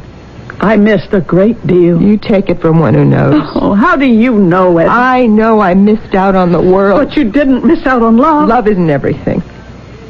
Maybe you can only say that when you've got it. I'll never know love, Edna. Certainly I'll never have children. Who says you can't fall in love? I did fall in love once. With James. It won't happen to me again. Why not? Because there's no room for it, no time for it, no heart for it. I must be alone. No matter how high I go, I'll be alone. I envy you. You really expect me to believe that? Oh, no, I don't envy you all the time. Not when I'm working, speaking, campaigning.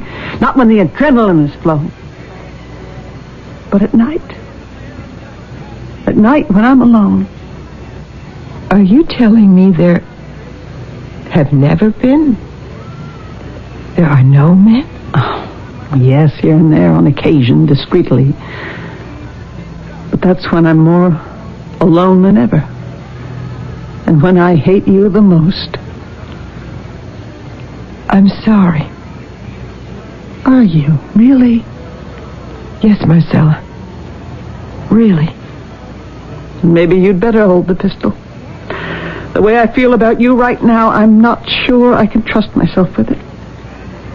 You would have been satisfied with a life like mine? Not completely. No more than you are.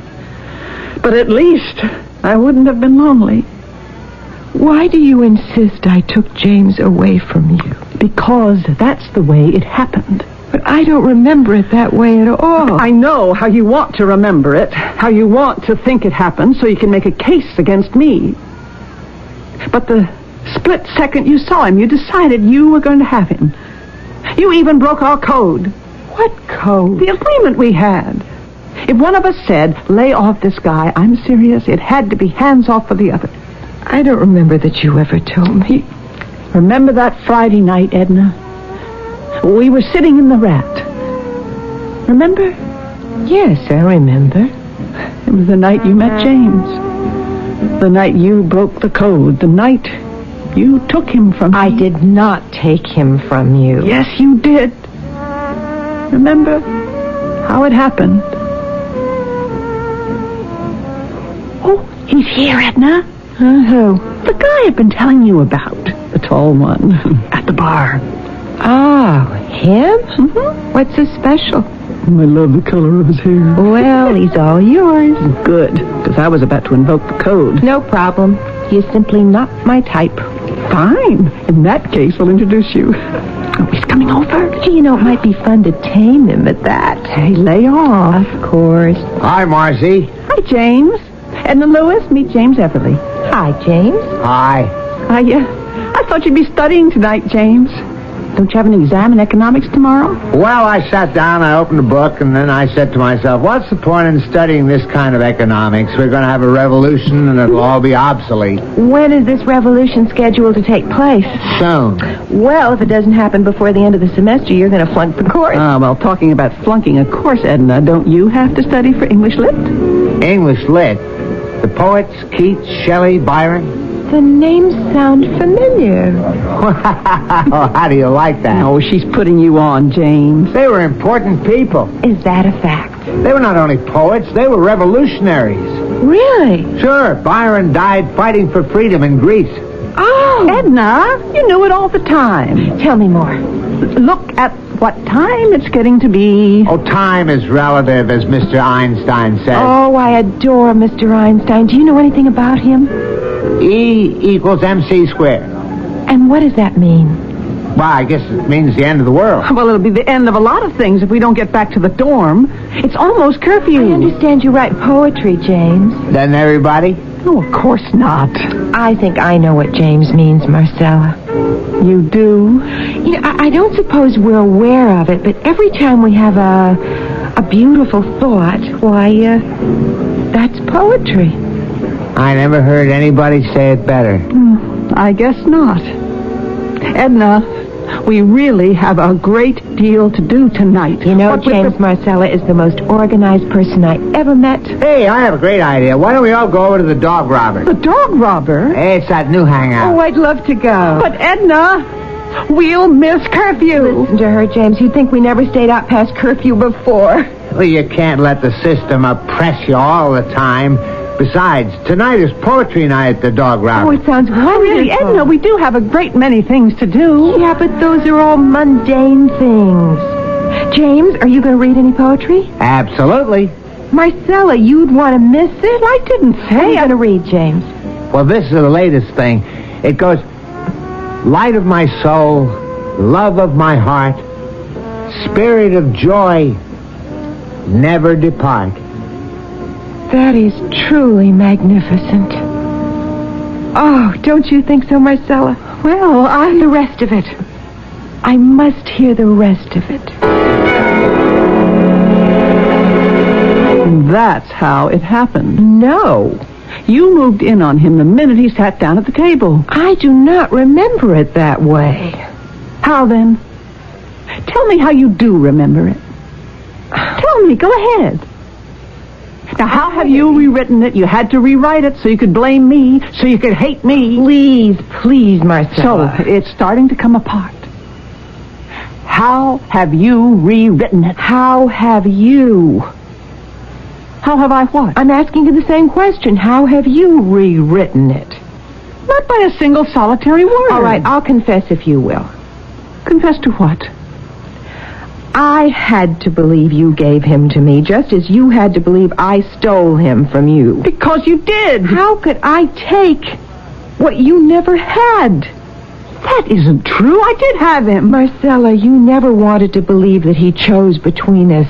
You could never admit to yourself that you lost out to me. That isn't true. He sat down at the table. He looked very carefully at each of us, and he decided. It didn't matter what either of us said or did. He made the choice. I believe it now. Do you, Marcella?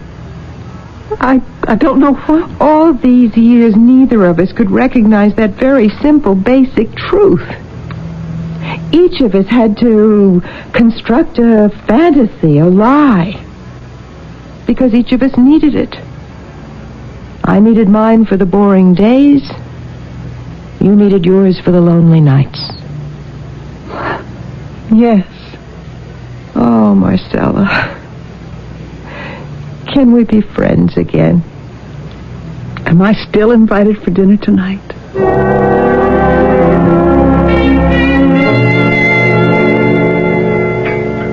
James, do you remember the night at the Rat?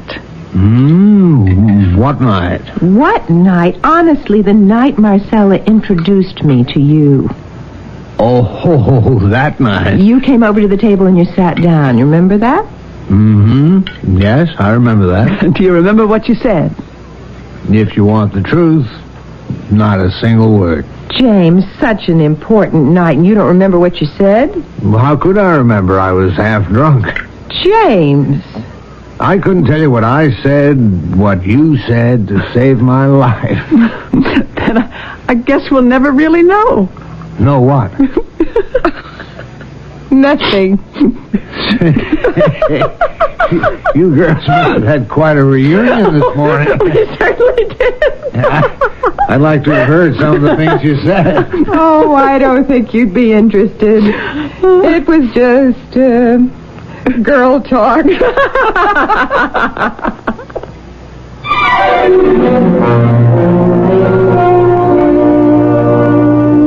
Girl talk. Is that what the girls, the ladies talk about? Obviously, there is a great deal about women that we men simply don't know about. Of course, to balance the equation, there's also a great deal about men that women don't know about. But if you wait a few moments for me to return, you may know a little more about both. If you're a driver, if you're actually driving a car right now, consider this. 55 miles per hour saves you gasoline, and you know how much money that can cost you these days. 55 miles an hour saves you other troubles you don't need, like to worry about that car behind you with the flashing light on top. It's after somebody else. 55 also saves wear and tear on your car. But even more important than any of those things, 55 saves lives. Since 1974, when this national speed limit began, driving 55 miles an hour has been the single biggest factor in reducing highway deaths by more than 36,000 people. That's a lot of lives. So check your speedometer frequently, and remember, 55 saves lives. One of them could be you. A public service of this station, the U.S. Department of Transportation, and the Advertising Council.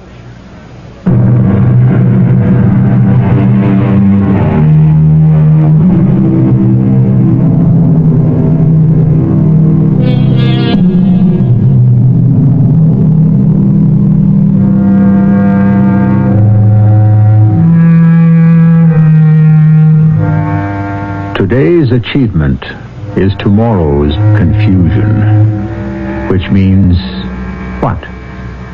Well, if you look back on any event, after time has left the mist of years around it, so many of the details become blurred. So many of the facts become elusive. What was once solid stone is now shifting sand. And what is the result? Nobody really writes history. Each of us, in his or her own way, rewrites it. Our cast included Terry Keane, Ann Williams, and Robert Dryden. The entire production was under the direction of Hyman Brown. And now, a preview of our next tale. Yes, something's going wrong. What's happened? The German guns have fallen silent. That's probably the prelude to the counterattack we've been expecting. Yes, sir. To the north? Well, that's just it. Gresham and Hodges and the other outposts are all reporting heavy activity in the hills above their sectors. Down here? Or are we getting support? Well, we still can't get clear radio contact with beach headquarters. The terrain is too rugged. You want Scotty and me to run back on foot? Yep, I do. You find out if the 191st Tank Battalion's come ashore yet. Tell them we could sure use some of it. Yes, sir. Now, we've seen activity on 3 sides of us, so we're in danger of being cut off. So we could run into German patrols between here and the beach. That's right.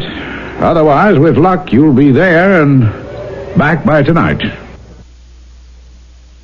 This is E.G. Marshall inviting you to return to our Mystery Theater for another adventure in the macabre. Until next time, pleasant dreams.